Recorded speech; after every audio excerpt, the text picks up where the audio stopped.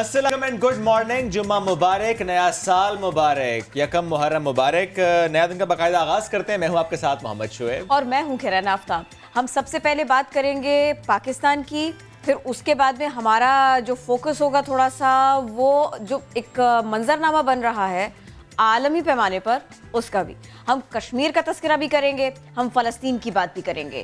हम इस सारे के सारे मामले को तो सामने रखेंगे, लेकिन सबसे पहले हमारा फोकस होगा चाइना के ऊपर, चाइना के साथ हमारे रिश्ते। और फिर उसके बाद में मैं आपको ये बता दूं, आपके इल्म में है वज़ीर ख़ारिजा शाह महमूद कुरैशी चीन के दौरे पर हैं। वो वहाँ पर किन अहम उमूर पर बात कर रहे हैं, किन अहम शख्सियात से मुलाकात कर रहे हैं, क्या मामलात अब ऐसे हैं कि जिसकी तौसीक़ वो चाहते हैं, क्या अहम मामलात ऐसे हैं, क्या सोच है कि जिसके बारे में वो वहाँ जाकर बताना चाहते हैं। हमने सोचा कि यूं ही ऐसे ही आइडियाज़ एक दूसरे के साथ में शेयर करें, उससे बहुत बेहतर है कि हम असल खबर की बात कर लें, असल मामले की बात कर लें और रेलेवेंट शख्स से बात करें। Most relevant exactly. Shah Mahmood Qureshi sahab, foreign minister of Pakistan is with us. Good morning Shah sahab, कैसे हैं आप? शाह साहब फरमाइएगा, बहुत अहम विजिट है ये। जाहिर है चाइना के साथ जितने भी विजिट्स होते हैं, जितने भी मुआहिदे हम करते हैं, जितनी भी हम बातचीत करते हैं, वो बहुत अहम होती है। आप वहां पर मौजूद हैं, प्लीज शेयर कीजिएगा कि अब तक क्या हुआ, मुलाकातें क्या हुई, क्या बातें हुई।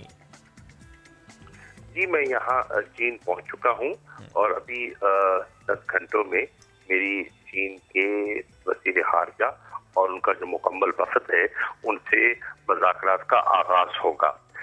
ये मुज़ाकरात अहम इसलिए हैं कि पाकिस्तान की राय में और चीन की राय में इस खित्ते के और दुनिया के बिलूम जो हालात हैं उनमें हम एक नया रुख देख रहे हैं, एक तब्दीली देख रहे हैं।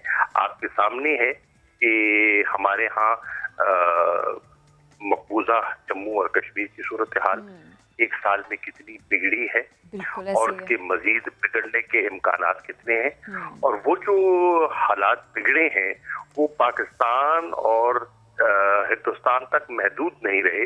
आपने देखा कि उन असरात जो हैं वो हिंदुस्तान और चीन तक भी पहुंच चुके हैं।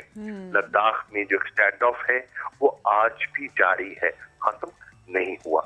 तो उस पर तशवीश है, पाकिस्तान को भी तशवीश है, हिंदुस्तान के रवैये पर चीन को भी तशवीश है। इसके साथ साथ अफगानिस्तान में आप देख रहे हैं कि एक जो पीस एग्रीमेंट हुआ था दोहा में तालिबान और अमेरिका के दरमियान, उसके बाद आप देख रहे हैं कि उसमें एक तातुल के बाद एक पेशरफ्त का आगाज हुआ है। लोया जिरगा ने फैसला किया और जो तालिबान के जो कैदी थे उनकी रिहाई का अमल शुरू हो गया। तालिबान ने भी उनके कैदी रिहा किए और अब उम्मीद की जा रही है कि जो इंट्रा अफगान डायलॉग है उसकी उस पे पेशरफ्त हो।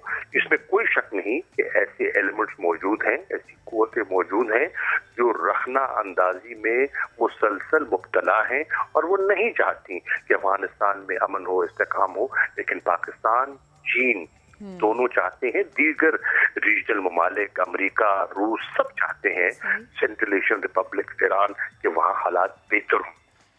लेकिन हमारे पड़ोस में कुछ ऐसे मुल्क हैं जिनकी मफादात उसके बरक्स हैं, वो नहीं चाहते। तो उस सूरत हाल को देखना है। फिर सी पैक जो हमारा इकोनॉमिक कॉरिडोर है उसको हमने देखना है कि हमने क्या कुछ हासिल कर लिया है और जो प्रोजेक्ट्स हमारे अभी नामुकम्मल हैं उनकी रफ्तार को हमने तेज कैसे करना है। और जो सी पैक का अगला फेज है जो सदर शी और वजीर आजम इमरान खान के दरमियान तय हुआ था, जिसको हम फेज 2 कहते हैं, जिसमें इंफ्रास्ट्रक्चर से हटकर लोगों पर तवज्जो देनी थी। मिसाल के तौर पर जॉब क्रिएशन पर, जो स्पेशल इकोनॉमिक जोन्स हैं, हमारी इंडस्ट्रियल रिलोकेशन है, हमारी ज़राअत की तरक्की है, ज़राअत की फी एकड़ पैदावार में हम किस तरह चाइनीज टेक्नोलॉजी को, रिसर्च को इस्तेमाल कर सकते हैं, उसकी तरफ है। पॉवर्टी मिटिगेशन है, ह्यूमन रिसोर्स डेवलपमेंट जो है उसको हम किस तरह बढ़ा सकते हैं, तो उस पर फोकस करना है। इसके साथ साथ मल्टीलैटरल फोरम्स हैं, उन मल्टीलैटरल फोरम्स पे हमने आगे बढ़ना है। तो कैसे बढ़ना है? हमारे दरमियान एक अंडरस्टैंडिंग रही है और उस अंडरस्टैंडिंग ने से दोनों मुल्क माजी में मुस्तफीद हुए हैं। क्या ये अंडरस्टैंडिंग जो आइंदा आने वाले दिनों में जो हमें नई उभरती हुई दुनिया दिखाई दे रही है उसके लिए काफी है, क्या उसके लिए हमें कोई नई अरेंजमेंट के बारे में सोचना है, क्या हमारे लिए नया फ्रेमवर्क सरकार होगा, तो इस पर भी तबादला ख्याल होगा। सदर शी का दौरा है पाकिस्तान का, उस दौरे के लिए होमवर्क स्पेटवर्क भी दरकार है। तो ये एक बड़ा एक लंबा चौड़ा एजेंडा है जिस पर बात होगी। अच्छा शाह साहब, देखिए अभी आपने सीपैक का तस्करा किया, इसके अगले फेज का तस्करा किया। इससे पहले तक जिस रफ्तार से हम लोग जा रहे थे, इसी के ऊपर बात करते हुए मैं चाहती हूँ आपका कमेंट। इससे पहले हम जिस रफ्तार से जा रहे थे, जैसे हम काम कर रहे थे, कोरोना के आने के बाद में मामला थोड़े डिस्टर्ब हुए। अब हमारी नज़र ज़्यादा इसके ऊपर यूं भी है, एक तो ये कि ये है तरक्की की शाहराह, सिर्फ पाकिस्तान के लिए नहीं बल्कि इस खित्ते के लिए भी। दूसरे ये कि अब कोरोना के बाद में देखिए खुराक का मसला है, लोगों के रोज़गार का मसला है, ये ज़्यादा इंपॉर्टेंट हो गया। वो जो आप कह रहे हैं कि इसको और थोड़ा सा स्पीड अप करना पड़ेगा सर, वो बहुत इंपॉर्टेंट है। अब ख़ास तौर पर इसके ऊपर भी बात करेंगे सर, थोड़े से उसके पॉइंटर्स आप शेयर कर सकते हैं इसी पर्सपेक्टिव में?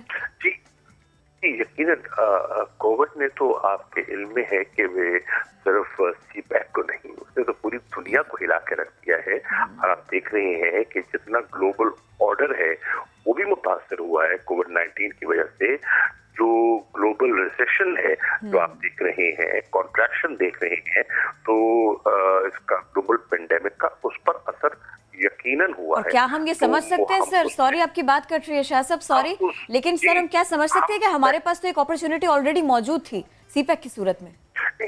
हमारे पास अपॉर्चुनिटी मौजूद थी और मौजूद है, और उसकी रफ्तार को हम बढ़ाने चले हैं।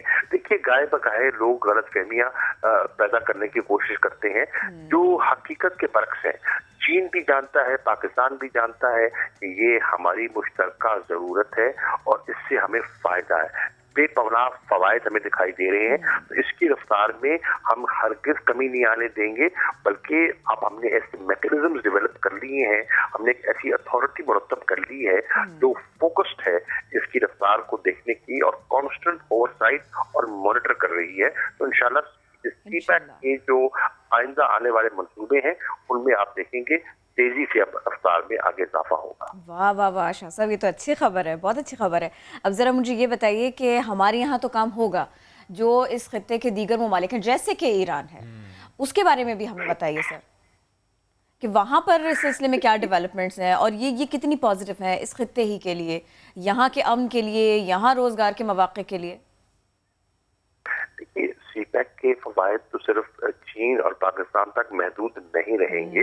हम समझते हैं कि इसके फवायद पूरे खित्ते को, सेंट्रल एशियन रिपब्लिक को, अफगानिस्तान को पहुंचेंगे और इसकी एक्सपेंशन अफगानिस्तान की तरफ भी हो सकती है। उसके बड़े रोशन इम्कानात हैं और इंशाल्लाह होगी, हम उम्मीद करते हैं होगी। तो इससे अभी आपने देखा कि हाल ही में सदर शी जिनपिंग की अभी ईरान भी तशरीफ ले गए, वहां भी उनकी नशिस्त हुई, मुलाकात हुई। तो आप देख रहे हैं कि एक नया जो है मंजरनामा जो है वो सामने आ रहा है, जिसमें देखना यह है कि इस पूरे इलाके की हम तरक्की, इस्तेहकाम, अमन, खुशहाली में किस तरह ये जो रास्ता है, जो इकोनॉमिक कॉरिडोर है, अपना किरदार अदा कर सकता है। शाह साहब इसी से मुतालिक मजीद भी बताइएगा, जिस तरह आपने खुद भी कहा कि दौरा ईरान उनका और उसके बाद जो चेंजेस आ रही हैं, चाइना और ईरान इनकी दोस्ती से ज़ाहिर है बहुत ज़्यादा फ़ायदा पाकिस्तान को होगा, क्योंकि ज़ाहिर है ईरान के जो इंडिया से ताल्लुकात हैं उससे पाकिस्तान को बहरहाल कुछ ना कुछ नुकसान पहुंचता रहा है। अब चाइना और ईरान इनके दरमियान स्पेशली इकोनॉमिक टाइज से बहुत फ़ायदा होने वाला है। देखिए आप देख रहे हैं कि ईरान तो हमारा पड़ोसी है और हमारी ये ख्वाहिश रही है और रहेगी कि उनके साथ जो हमारा बॉर्डर है उसको हम कहते हैं बॉर्डर ऑफ पीस, तो वो उस पे अमन रहे, इस्तेहकाम रहे और उस पे बिगाड़ पैदा ना हो। को आपके इल्म में है, कुव्वतें ऐसी हैं जो गाहे बगाहे कोशिश करती रहती हैं कि मिसअंडरस्टैंडिंग क्रिएट हो, लेकिन अल्लाह के फजल करम से इन 2 सालों में हमने बहुत एक बेहतर अंडरस्टैंडिंग का एक माहौल पैदा कर लिया है और ईरान के साथ ताल्लुकात हमारे अब बहुत खुशगवार भी हैं और सहकम भी हैं। शाह साहब बिल्कुल, ये बहुत ज़रूरी भी है कि हम ईरान के साथ, अफ़गानिस्तान के साथ हमारे हालात बहुत बेहतर हों, हमारे ताल्लुकात बहुत बेहतर हों, ये बहुत ज़रूरी है ख़ित्ते के लिए। बट शाह साहब, एट द सेम टाइम हम ये देखते हैं, अगर हम नियर पास में भी जाएँ, कि बहुत दफ़ा ऐसा हो कि ईरान की ज़मीन इस्तेमाल हुई, इंडिया ने इस्तेमाल की। अभी भी रिसेंटली, अगर मैं आज की खबर की बात भी करूँ तो सर, अगर भारतीय साख्ता बम बलूचिस्तान ईरान बॉर्डर के पास से मिल रहे हैं और वहाँ से ऐसी कार्रवाइयाँ हो रही हैं, तो इसका मतलब हमें ये मामला उठाने चाहिए, और आई एम श्योर उठा भी रहे होंगे। तो सर, इन मामलों पर भी प्लीज़ बताइएगा कि हम क्या कर रहे हैं ईरान के साथ इन मामलों पर बातचीत में। देखिए, हिंदुस्तान की जो जब से ये बीजेपी RSS डोमिनेटेड हुकूमत वहाँ पर इक़्तिदार में आई है, दुनिया देख रही है कि हिंदुस्तान की पॉलिसीज में तब्दीली आई है, और वो कोई खुशगवार तब्दीली नहीं है। हिंदुस्तान के अंदर भी जो लोग हैं वो इस पॉलिसी से मुतासिर नहीं हो रहे, और वो समझते हैं कि हिंदुस्तान का इंटरनेशनल इमेज मुतासिर हुआ है। जो उसका एक सेकुलर डेमोक्रेटिक इमेज था, वो आज उसकी जगह हिंदुत्व, एक्सट्रीमिस्ट आइडियोलॉजी वो खलापुर कर रही है, वो जगह बना रही है। और जो उनका अखंड भारत का एक एक्सपेंशनिस्ट डिजाइन है, वो खुलता हुआ सामने आ रहा है। दुनिया देख रही है। तो एक जमाने में वो ये तासुर देने की कोशिश करते थे कि मकबूजा कश्मीर में जो वहाँ जद्दोजहद है ये तो दहशतगर्दी है। लोग देख रहे हैं कि नहीं, वो हक के खुद इरादियत की एक जद्दोजहद है जिसमें वजन है, और वो एक इंटरनेशनली रिकग्नाइज मुतनाज़ा इलाका है। बल्कि आज हिंदुस्तान के रवैये पर सवालिया निशान उठ रहे हैं कि किस तरह वो टेररिज्म को स्टेट स्पॉन्सर कर रही है। बलूचिस्तान में आपने देखा, जो खास तौर पे पाकिस्तान में उन्होंने जो हवा देने की कोशिश की है, तो ये चीज, ये जो बयानिया था उस पे एक तब्दीली आ रही है, और उससे हिंदुस्तान का जो इंटरनेशनल इमेज है वो बहुत खराब हुआ है, बिल्कुल मुतासिर हो रहा है शाह साहब। लेकिन मैं फिर ईरान पर ये कमेंट आखिर में आपसे चाहूंगा। ज़ाहिर है ईरान पर सैंक्शंस हैं, बट कुछ अर्सा पहले जिस तरह की खबर आई थी कि चाइना को क्रूड ऑयल ईरान देगा, और ज़ाहिर और कोई मुल्क तो ले नहीं सकता। लेकिन शाह साहब, अगर सैंक्शंस खत्म हो जाती हैं या सैंक्शंस कम हो जाती हैं, या क्योंकि चाइना के साथ हमारे ताल्लुकात बहुत अच्छे हैं, ऐसा हो सकता है ईरान का तेल जाए चाइना और चाइना से आए यहाँ पे सस्ता भी पड़ेगा। देखिए, ये तो अभी सैंक्शंस का माहौल बरकरार है, और सैंक्शंस से अभी आप इनकार कर नहीं सकते, और उन सैंक्शंस के बारे में एक जिम्मेदार मुल्क को, पाकिस्तान को मोहतात होना है, और हम हैं, बिल्कुल हैं, नंबर एक।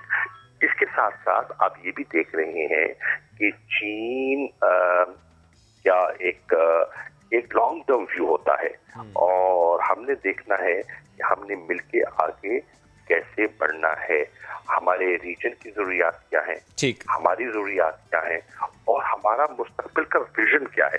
देखिए, आप एक चीन एक राइजिंग पार है, और उस राइजिंग पार के जहां फवायद हैं वहां कुछ कुव्वतें हाइफ भी हैं। तो अब उनको भी सामने रखते हुए वो एक चीन को कंटेन करने की, महदूद करने की काविशें जारी रहती हैं। किस्म किस्म की चीजों को हवा दी जाती है, उनको स्टिग्मेटाइज किया जाता है। मिसाल के तौर पर ये ग्लोबल पेंडेमिक है, अब ये उस चीन को उससे मंसूब कर देना, हम समझते हैं कि बिल्कुल ज्यादती है, लेकिन ऐसा करने की कोशिश की गई है, उनको अंडर स्पॉटलाइट लाने की कोशिश की गई है।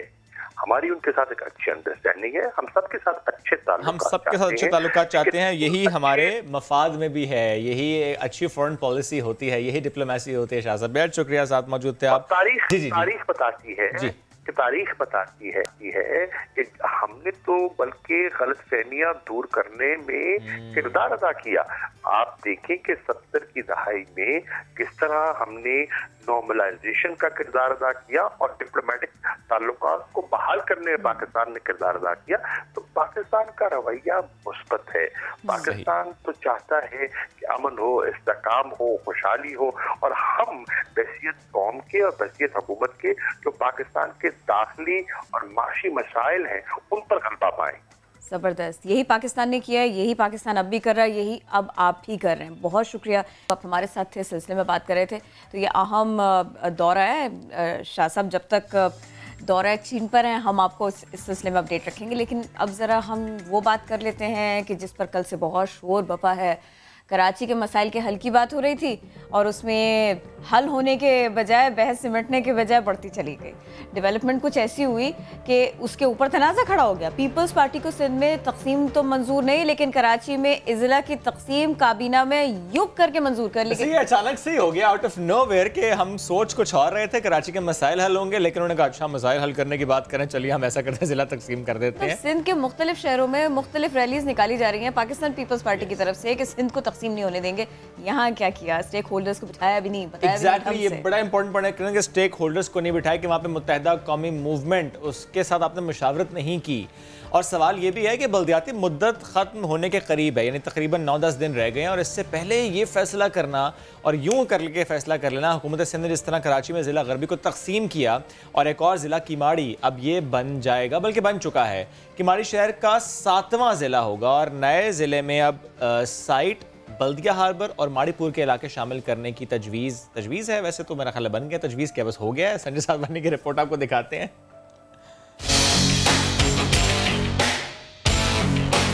कराची को तरक्याती मंसूबे मिलें या ना मिलें, सेवरेज की काली स्याही भले ही क्यों ना तबाही की दास्तानें रकम करती रहे, मगर मुल्क को सबसे ज्यादा कमा कर देने वाले शहर में अपना तंबू गाड़ने के लिए जाली सरकार ने चल दी है नई चाल।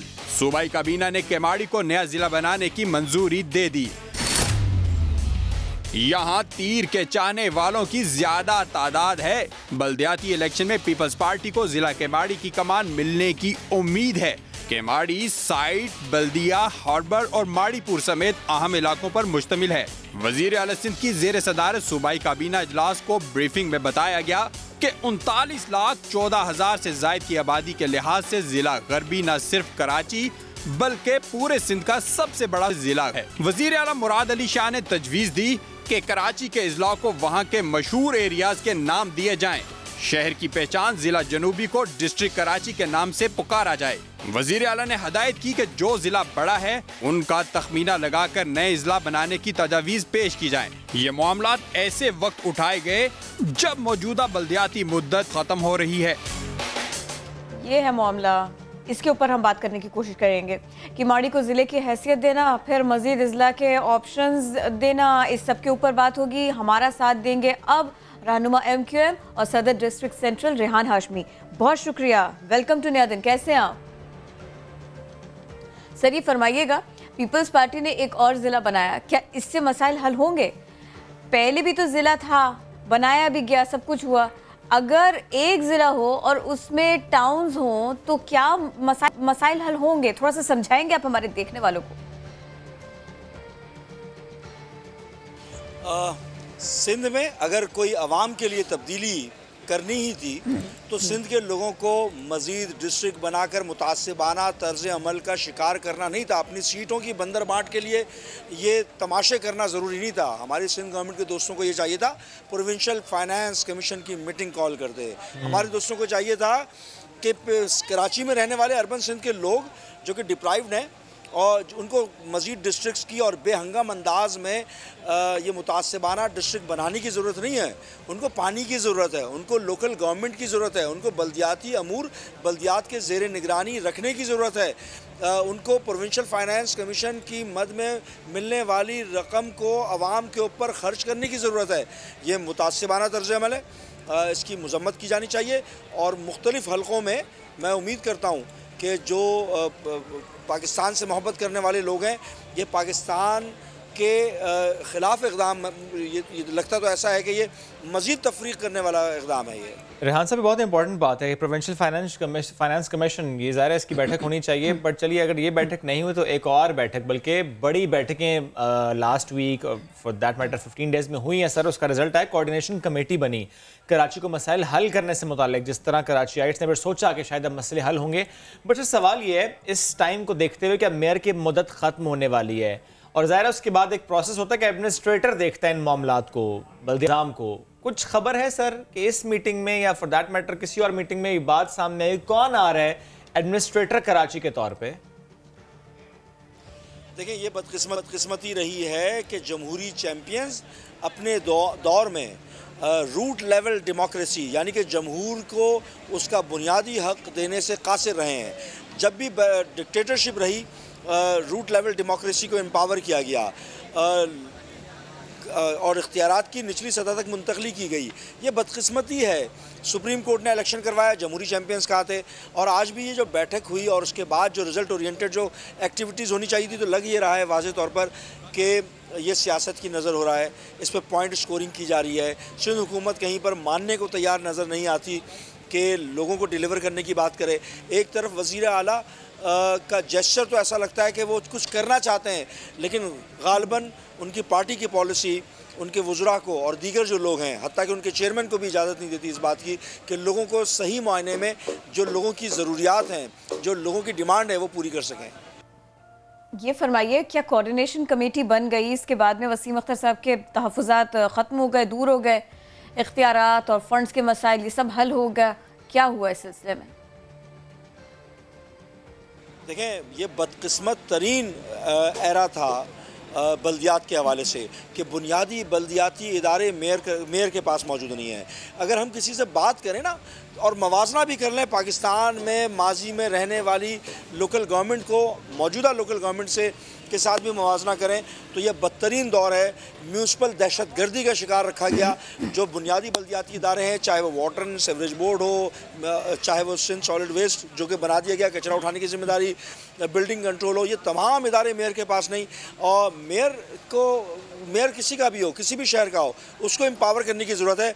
अपने अक़ुरबा परवरी की बुनियाद पर लाए गए एडमिनिस्ट्रेटर और उनके ज़रिए करप्शन का बाजार गर्म करने का मामला नहीं होना चाहिए, बस होना चाहिए, इसको ख़त्म होना चाहिए। सर, ज़ाहिर है आप बात करें दीगर सियासी जमातों की, स्पेशली पीपल्स पार्टी की, कि वो बिगाड़ के ज़िम्मेदार हैं, लेकिन सर एक मामला है कराची में और वो है पॉपुलेशन का। और पॉपुलेशन की जब हम बात करते हैं तो उसमें देखते हैं कि सही तरीके से शहर को मैनेज नहीं किया गया। और माजी में हमने देखा ये चाइना कटिंग का मामला सर रिपोर्ट होता है, और उसमें सर बहुत से मामला सामने आए कि मुत्तहिदा कौमी मूवमेंट इन्वॉल्व रही है।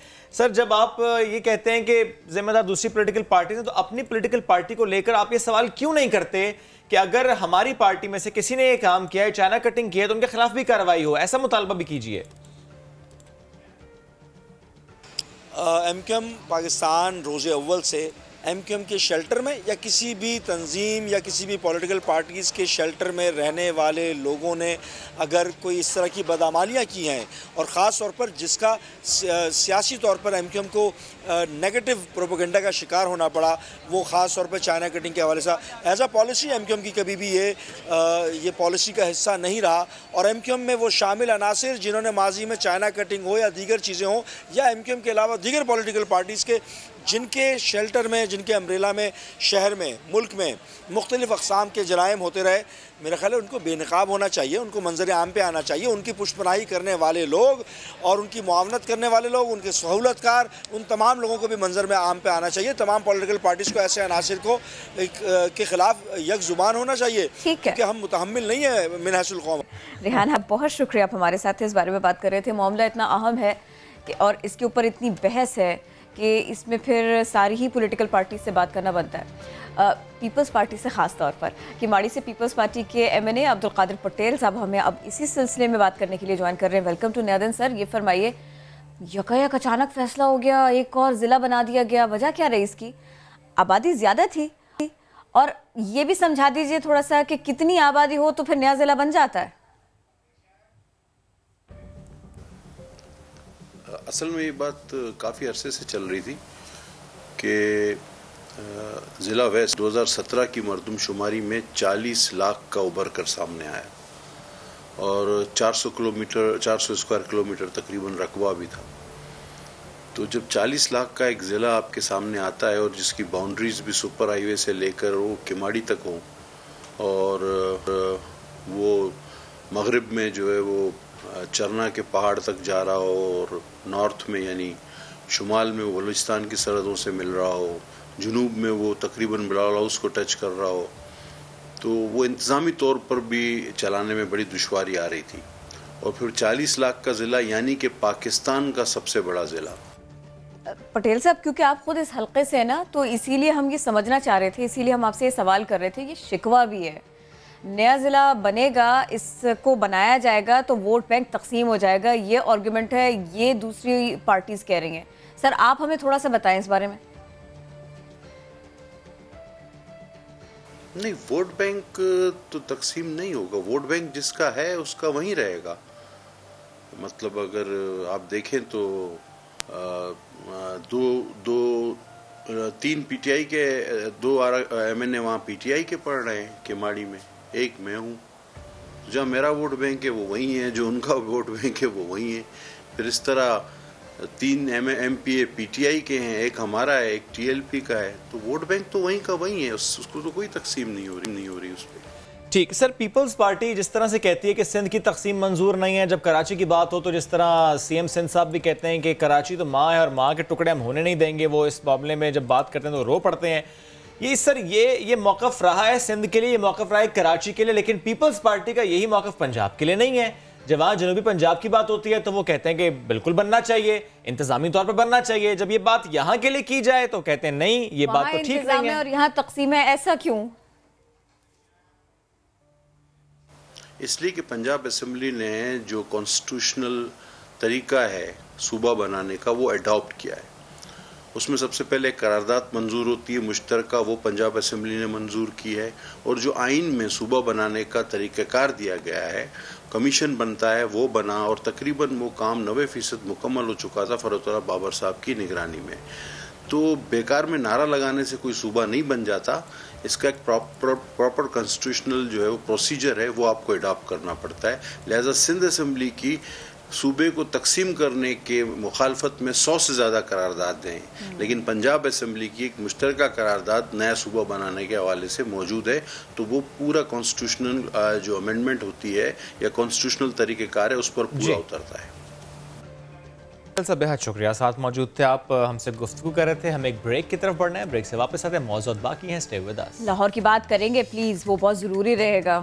वैसे पटेल साहब साथ थे। चलिए कोई बात नहीं है, चलिए अब कोई और मौका, कोई और बैठक किसी और दिन सही। चलिए ब्रेक लेते हैं।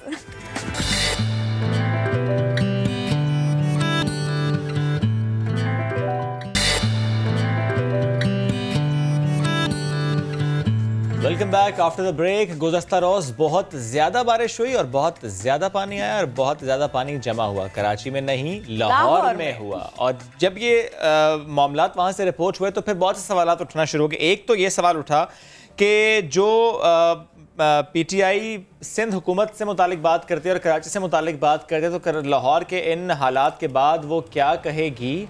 दूसरा ये कि जब कराची के मामला देखने के बाद PTI ये कहते हैं कि अब NDM में आएगा यहाँ पर, तो क्या NDM में लाहौर भी जाएगा? क्या वहाँ पर भी अब चीज़ें मैनेज होंगी? क्योंकि किरण गुज़श्ता रोज़ 189 मिलीमीटर बारिश हुई है, बहुत से ऐसे मकामात थे जहाँ पर पानी खड़ा हुआ और लोगों को परेशानी इस बात पे हुई कि पानी 4-5 घंटे पहले खड़ा रहता था, फिर चला जाता था। लेकिन जो कुछ कनाल के पास हुआ है, जितना वाटर लेवल बढ़ गया, फिर लोगों को परेशानी होती रही। ये हमेशा नहीं होता था। तो इन बारिशों में, इस बारिश में कुछ लाहौर में नया सा भी हुआ है। हम ना हमेशा जब भी वहाँ से वीडियोस आती थी ना लाहौर से, तो मैं बहुत खुश होकर देखती थी कि कितना अच्छा मौसम है, कितनी प्यारी लग रही है ये बारिश, कितना अच्छा लग रहा है ये सब कुछ। लेकिन साथ में हम कहते थे हमारे कराची में देखिए क्या हो रहा है। अब वो वहाँ लाहौर में भी इन लोगों ने लाहौर को कराची जैसा कुछ बनाया जा रहा है। लग तो ऐसा ही रहा है किरण, लेकिन जब हम ये बात सियासी थी वैसे। चलिए हमने भी सियासी ही कमेंट किया था ऐसे। अच्छा, लाहौर की जब हम बात करें तो सवाल ये, जिस तरह किरण आपने भी कहा कि नॉर्मली ये होता है कि वहाँ बारिश हो तो चंद घंटों में पानी निकल जाता है, उतने दिन पानी खड़ा नहीं रहता जितने दिन कराची में खड़ा रहता है पानी कुछ इलाकों में। बट सिस्टम क्या है वहाँ पर? क्योंकि वहाँ पर एक मसला, ये जो अंदरून शहर है वहाँ पर मसाइल ज़्यादा हैं और उसकी वजह यह है कि वहाँ पर सिस्टम अपग्रेड नहीं हो सकता। लेकिन सवाल ये भी है कि बेहतरी की गुंजाइश भी नहीं है। और एक बात और कि जहां पर पानी खड़ा होता है उसकी वजह क्या होती है? चॉकिंग पॉइंट्स हैं, क्या वहां पर भी कोई गटर में पत्थर डाल जाता है? भैया होता क्या है? इससे मुतालिक बात करेंगे। मैं ज्वाइन किया MD वासा, जाहिद अजीज साहब ने बैठ चुके हैं। सर आपके वक्त का। सर सबसे पहले फरमाइएगा, रोज लाहौर में जिस तरह से बारिश हुई और बहुत से स्पॉट्स पर पानी खड़ा हुआ, बरकत मार्केट, हमने कैनाल देखी वो ओवरफ्लो हो गई, बहुत से शाहराहों पर पानी खड़ा हो गया। सर वजह क्या है? चॉकिंग पॉइंट्स थे या सिर्फ वजह एक है कि बहुत ज्यादा बारिश हुआ?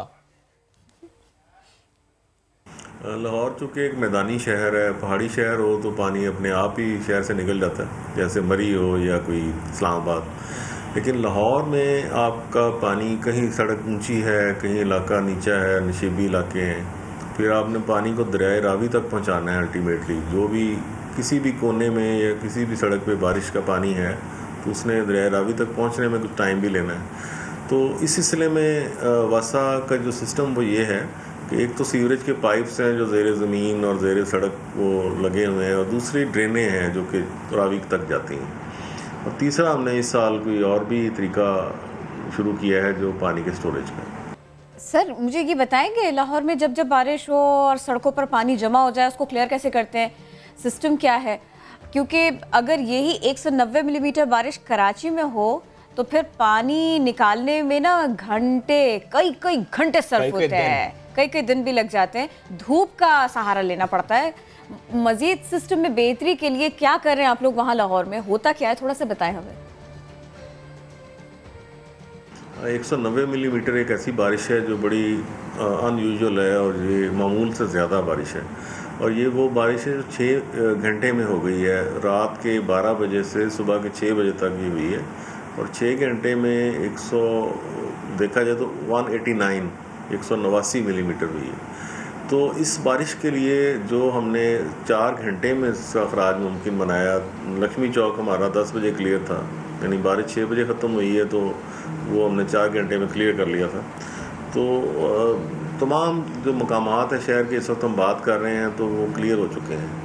तो ये एक ऐसा इंतज़ाम है जो कि बहरहाल लाहौर में ही ये मुमकिन हो सका है, बाकी शहरों में इस कदर मौसर इक़दाम नहीं हो सकते। सर अगर हम वर्ल्ड सिटी की बात करें या हम अंदरून शहर की बात करें जहाँ पर तंग गलियाँ हैं और वहाँ पर ज़्यादा मसाइल होते हैं, क्योंकि कहा यही जाता है कि वहाँ पर सिस्टम अपग्रेड हो नहीं सकता, लेकिन सर बेहतरी की गुंजाइश भी नहीं है कि वहाँ पर पानी खड़ा ना हो। जिस तरह आपने कहा कि बाकी जगहों पर तो बड़ी जल्दी पानी निकल जाता है, तो यहाँ पर क्यों नहीं सर? 2 किस्म के इलाके हैं, एक तो जो दीवार के अंदर वाला शहर है जिसे वर्ल्ड सिटी कहते हैं, उसमें छोटी गलियां हैं, सारा कुछ है, लेकिन वो बाकी शहर से ऊंचा बनाया गया है, मुगलों ने बनाया है और वो ऊंचा है, तो वहाँ तो पानी नहीं खड़ा होता, उससे बाहर निकल के सर्कुलर रोड पे आ जाता है।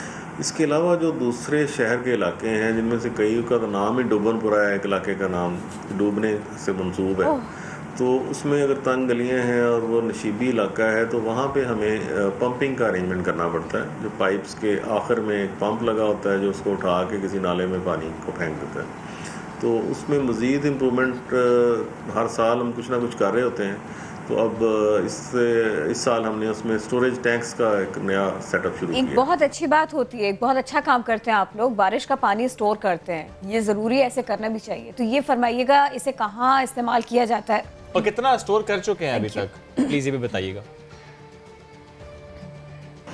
जी ऐसे है कि लाहौर में ये इनिशिएटिव लिया गया है कि बारिश का पानी उसको दोबारा यूज़ किया जाए हॉर्टिकल्चर पर्पज़ के लिए और पार्कों को सैराब करने के लिए, ग्रीन बेल्ट्स की आबियारी करने के लिए। तो पहला जो हमने टैंक बनाया है वो लॉरेंस गार्डन में बनाया है और उसमें 14 लाख गैलन उसकी गुंजाइश है। लास्टली सर, सीवरेज सिस्टम बेहतर बनाने के लिए भी कोई काम हो रहा है, कोई मंसूबा ऐसा जो जारी हो इस वक्त? वासा के मंसूबे हैं जो कि हमने पाइपलाइन में हैं। एक तो ये है कि टनल बोरिंग टेक्नोलॉजी लाहौर में पहली दफ़ा मुतारफ़ कराने जा रहे हैं। एक 28 किलोमीटर लंबे पाइप लगेंगे जो 10 मीटर गहरे होंगे, यानी 35 फीट के करीब उसकी गहराई होगी और उसके बाद उसकी चौड़ाई 92 इंच या 7.5 फीट होगी।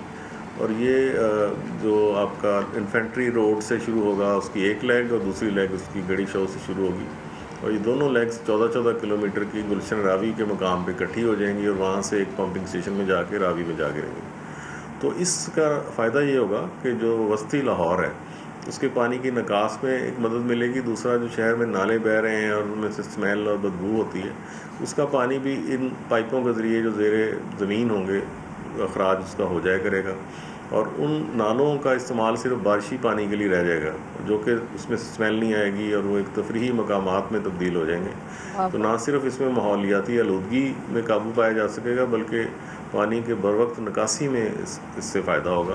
तो इसके अलावा वेस्ट वाटर ट्रीटमेंट के मनसूबाजात हैं और दीगर जो इम्प्रूवमेंट्स हैं शहर में सीवरेज सिस्टम की, गुलबर्ग एरिया में, गार्डन टाउन एरिया में, बाल टाउन और फिरोजपुर रोड, ये हमारे पाइपलाइन मनसूबा ये बहुत अच्छी बात आपने बताई सर। ट्रीटमेंट प्लांट्स, ऐसे मनसूबे ये तो ज़ाहिर सर हर शहर में होने चाहिए और बहुत ज़्यादा होने चाहिए, क्योंकि हम लोग अनट्रीटेड वाटर जो है वो अपने नदी नालों में या दरियाओं में या समंदर में पानी जिस तरह से बहा रहे हैं, उससे माहौलियाती आलूदगी वाला एक मामला भी। बेहद शुक्रिया सर, साथ मौजूद थे आप।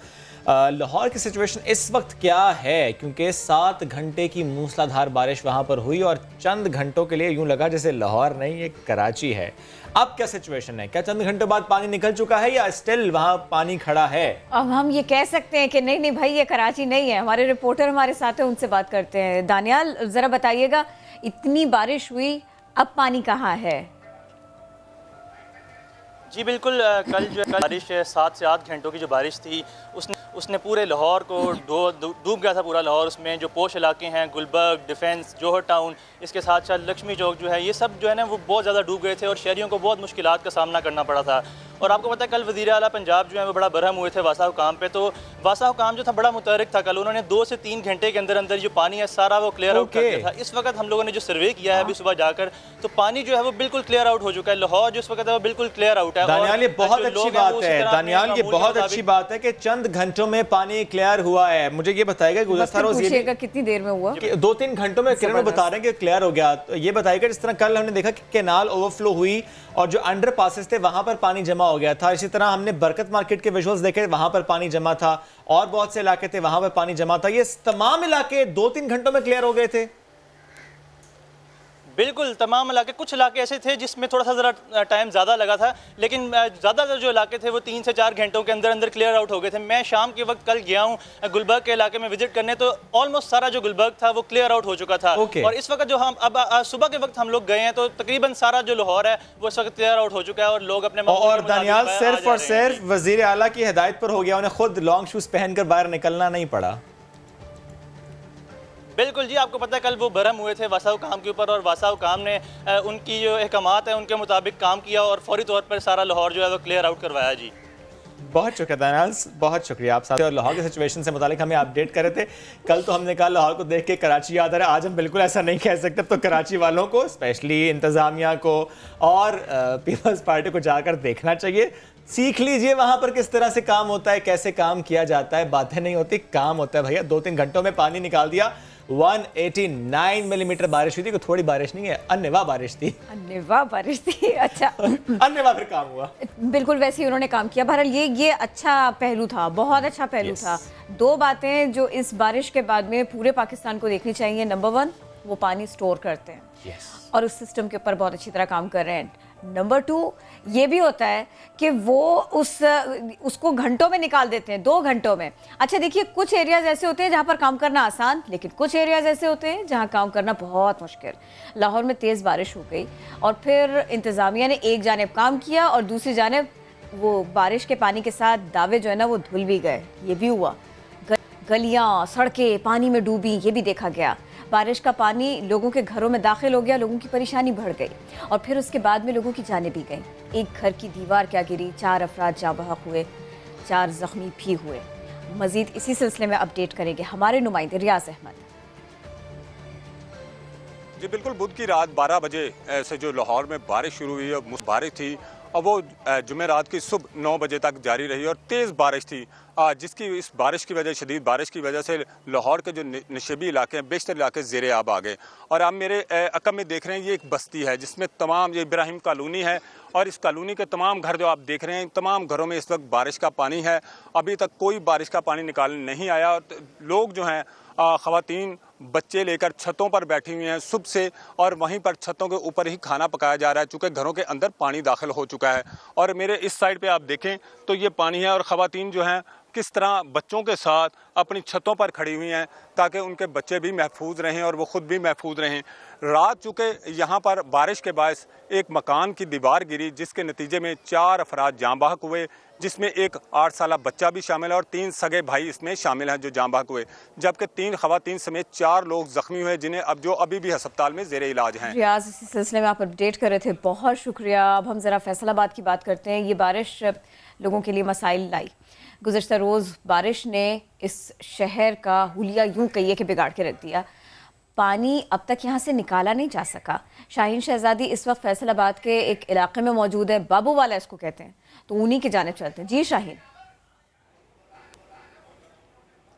किरण, यहाँ की सिचुएशन भी ऐसे ही है कि जैसे कराची ही हो, लाहौर वाले तो काफ़ी ज़्यादा बेहतरी की सूरत हाल थी। वहाँ पर दानियाल ने जैसे बताया पानी 2-3-4 घंटों में निकल गया, लेकिन यहाँ पर वासा हुकाम इंतज़ार में बैठे रहते हैं कि रात 12 बजे के बाद पानी खुद ही निकल जाएगा। नहीं निकला तो मीडिया वाले दिखाएंगे कि भाई यहाँ पानी है, तो वहाँ जाके छोटी मोटी मशीनरी लेके चले जाएंगे, वहाँ से निकाल देंगे।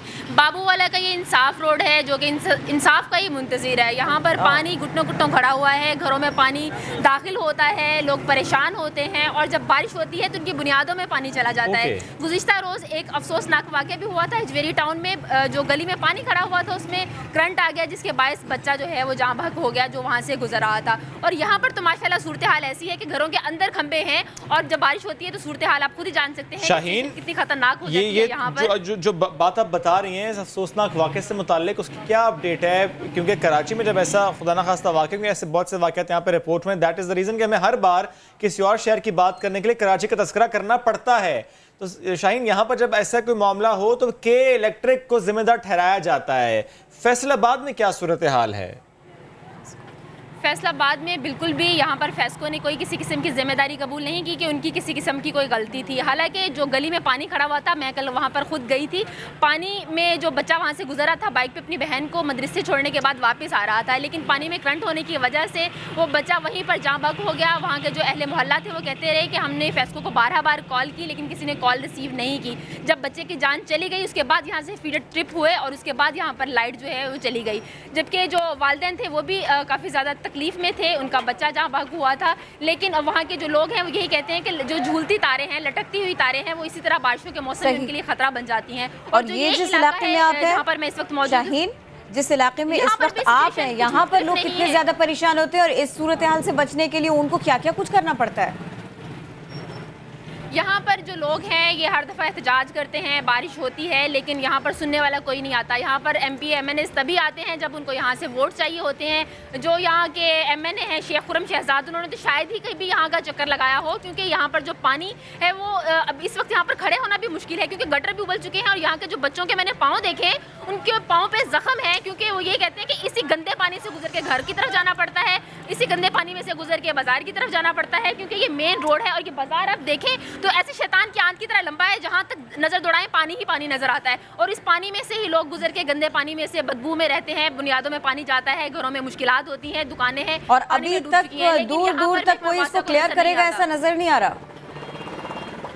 ऐसा बिल्कुल भी नजर नहीं आता, क्योंकि यहाँ के रहायशी कहते हैं कि जब धूप निकलती है तो पानी थोड़ा बहुत खुश्क हो जाता है तो पानी क्लियर होता है। लेकिन कभी महकमा वासा है जो यहाँ पर कभी उन्होंने चक्कर नहीं लगाया, कभी रहमत नहीं की कि यहाँ पर भी मशीनरी ले आए। यहाँ के जो लोग हैं मकीन हैं वो भी इसी शहर के वासी हैं, उनको भी यहाँ पर जो ये सफाई सुथराई है वो चाहिए। बहुत शुक्रिया शाहीन। बारिश होने वाली है, मौसम फिर से बारिश होने वाली है, पहली बारिश का पानी निकला नहीं, अभी फिर से बारिश होने वाली है फैसलाबाद में। यहाँ पे एक सवाल ये भी बनता है कि वो तमाम सियासी जमातें जो फिर एहतजाज करती हैं के इलेक्ट्रिक के ख़िलाफ़, जो एहतजाज करती हैं कि कराची में जब ऐसे वाक़यात पेश आते हैं तो उसका ज़िम्मेदार के इलेक्ट्रिक है, क्या वो तमाम सियासी जमातें आज फेस्को के ख़िलाफ़ भी एहतजाज करेंगी? क्या फैसलाबाद में भी एहतजाज होगा? क्योंकि वहाँ भी जान गई है किसी की और इसी वजह से गई है कि लटकते तार, बारिश का पानी खड़ा और उसकी वजह से करंट लगा। यानी जिस तरह शाहीन ने बताया कि वहाँ बारिश फिर से होने वाली है, ये बात इसलिए की जाती है कि ज़रा तैयारी कर लो, एक तो शहरी तैयारी कर लें, एक ज़रा इंतज़ामिया भी तैयारी कर ले। चलिए अब बात कराची की करते हैं।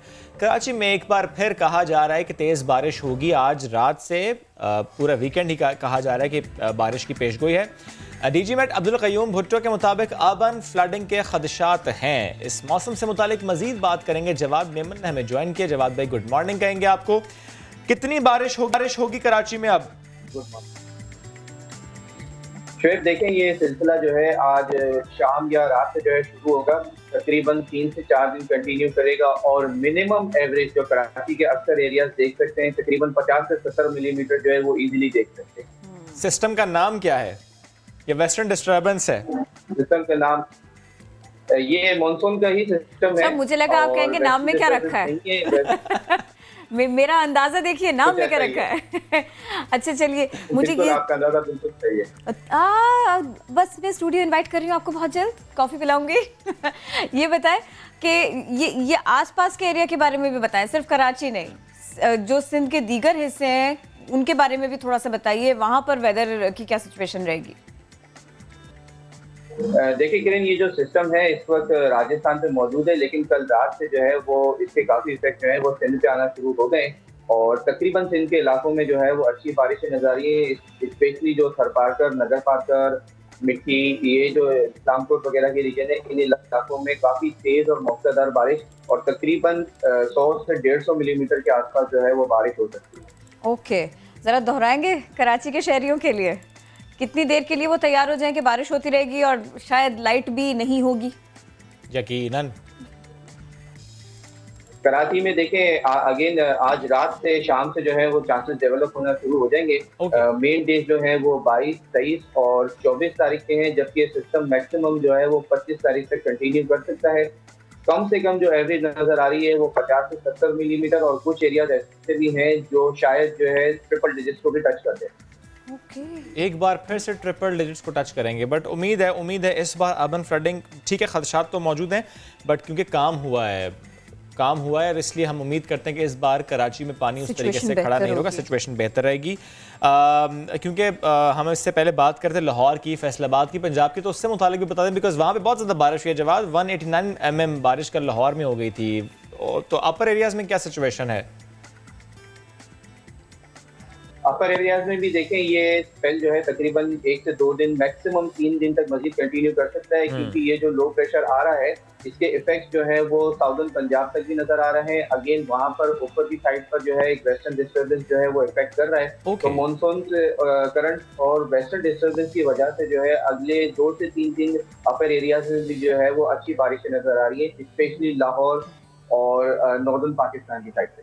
अच्छा, ये छुट्टी लेके जाना चाहिए जो उन एरियाज का रुख करे, वहाँ का प्लान बनाया, ये वो बताइए, या बैठे रहे यहाँ पर?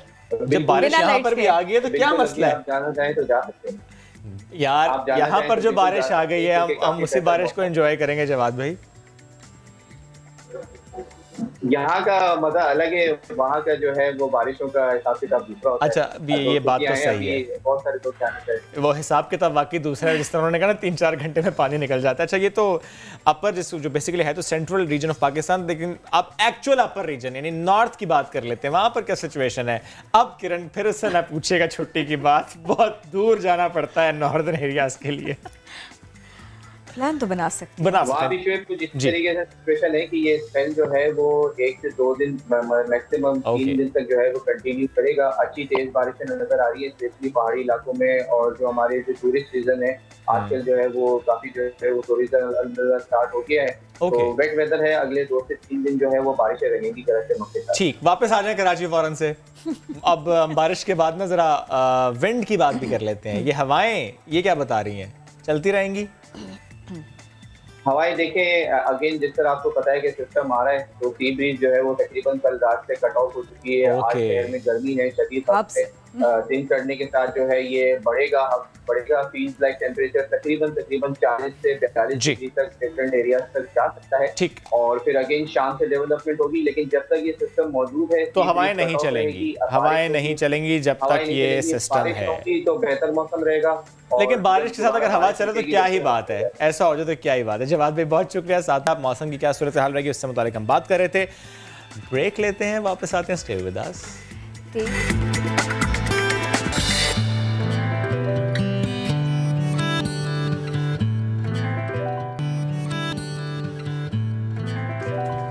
Welcome back. सनती शहर फैसलाबाद की बात करेंगे। 20 अरब रुपए कमाने का मौसम आ गया है। कैसे, क्या, क्यों? किरण, वहाँ पर मौसम में गर्मा की तैयारी है और टेक्सटाइल सनतों में खवातीन के लिए कपड़े दैट टू लिलन एंड खद्दर। अब खवातीन के लिए मौसम सरमा की तैयारियां अरूज पर हैं। मौसम गर्मा मैंने इससे पहले क्यों कहा था, आई एम सॉरी, मौसम सरमा की बात मुझे लग रहा है भाभी ने ना लॉन प्रिंट्स की फरमाइश इस बार बहुत की है। कराची में तो हम ये नहीं सोचते ना फौरन से इस मौसम अगस्त में हम लीलन और खद्दर खरीदने जाएंगे। यहाँ तो नवंबर तक लॉन ही चल रही होती है। तो एनीवेज जी, वहाँ पर मौसम सरमा की तैयारियां अरूज पर हैं। रोजाना 22 लाख मीटर, जिस समय मैंने कहा ना लीलन और खद्दर, इसकी तैयारी जारी है। अब्दुल अहद ने रिपोर्ट तैयार की है, आपको दिखाते हैं। लॉन सीजन को बाय बाय, अब दौर चलेगा लीलन और खद्दर का।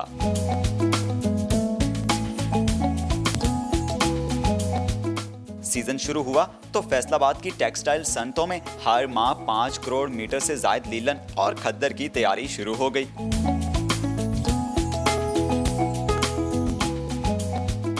तीन माह के मौसम सरमा सीजन में 50 फैक्ट्रियां 17 करोड़ मीटर कपड़ा तैयार करती हैं। 3-4 महीने का ये सीज़न चलता है। इसमें ऑन एन एवरेज अगर हम देखते हैं तकरीबन 5 अरब का ये टर्नओवर होगा माहाना, और अगर 4 महीने पे अपन देखते हैं तो ये तकरीबन 20 अरब के करीब चला जाता है इसका वॉल्यूम। खूबसूरत पहनावों की शौकीन खवातीन को इंतज़ार है तो बस अब नए दीदा ज़ेब डिज़ाइन के गर्म मलबूसात का। खवातीन के लिए सबसे हैप्पी चीज़ जो होती है वो ये होती है कि सीज़न चेंज हो और वो बाजार को भागें। ये जो खद्दर वाला सीज़न आ रहा है, अब अभी से हम देख रहे हैं कि कब ये बहुत ज़्यादा स्टफ़ आ जाए और हम जहाँ पे लेस कॉस्ट पे अवेलेबल हो वहाँ से शॉपिंग करें। सनतकारों के मुताबिक नया कपड़ा एक हफ्ते में मार्केट में 90 से 150 रुपए मीटर में दस्तयाब होगा। मौसम सरमा की तैयारी में ये फैक्ट्रियाँ जहाँ खवातीन के लिए खूबसूरत पहनावे तैयार करती हैं तो वहीं मुल्क की मईशत को 20 अरब से ज़ायद का सहारा भी देती हैं। कैमरामैन कदीरुर रहमान के साथ अब्दुल अहद, समा, फैसलाबाद। कपड़ों का मामला ऐसा है कि आप इश्तिहार न भी दें तो भी इसके खरीदार मिल जाते हैं। लेकिन आप सोच रहे होंगे कि मैं इश्तिहार का जिक्र क्यों कर रही हूँ। मैं बेसिकली इश्तिहार का नहीं, इश्तिहारी माफिया का जिक्र कर रही हूँ। अगर आप कराची में रहते हैं तो आपको अंदाज़ा होगा कि ये माफिया है तो क्या। कोई माने या ना माने, कराची में इश्तिहारी माफिया बहुत मजबूत है, पंजे गाड़ के बैठी है और इन्हें ऐसा लगता है कोई पूछने वाला भी नहीं। आपको पता है सुप्रीम कोर्ट ने वाज़े अहकामात दे दिए, इसके बावजूद भी ये जो माफिया है ये टस से मस नहीं हुई। शहरियों की जिंदगियां दाव पर लग जाती हैं। इसी सब चक्कर में हमारे रिपोर्टर मोहम्मद अली हफीज ने इसी सिलसिले में खुसूसी रिपोर्ट तैयार की, हम आपको दिखाते हैं। इश्तहार टीवी चैनल पे चलेंगे, कराची में साइन बोर्ड हटा दिए जाएं। सुप्रीम कोर्ट ऑफ पाकिस्तान ने तो अहकाम जारी कर दिए, लेकिन इस वक्त भी शहर भर में साइन बोर्ड की भरमार है। मजीद तफसील दिखाते हैं इस रिपोर्ट में।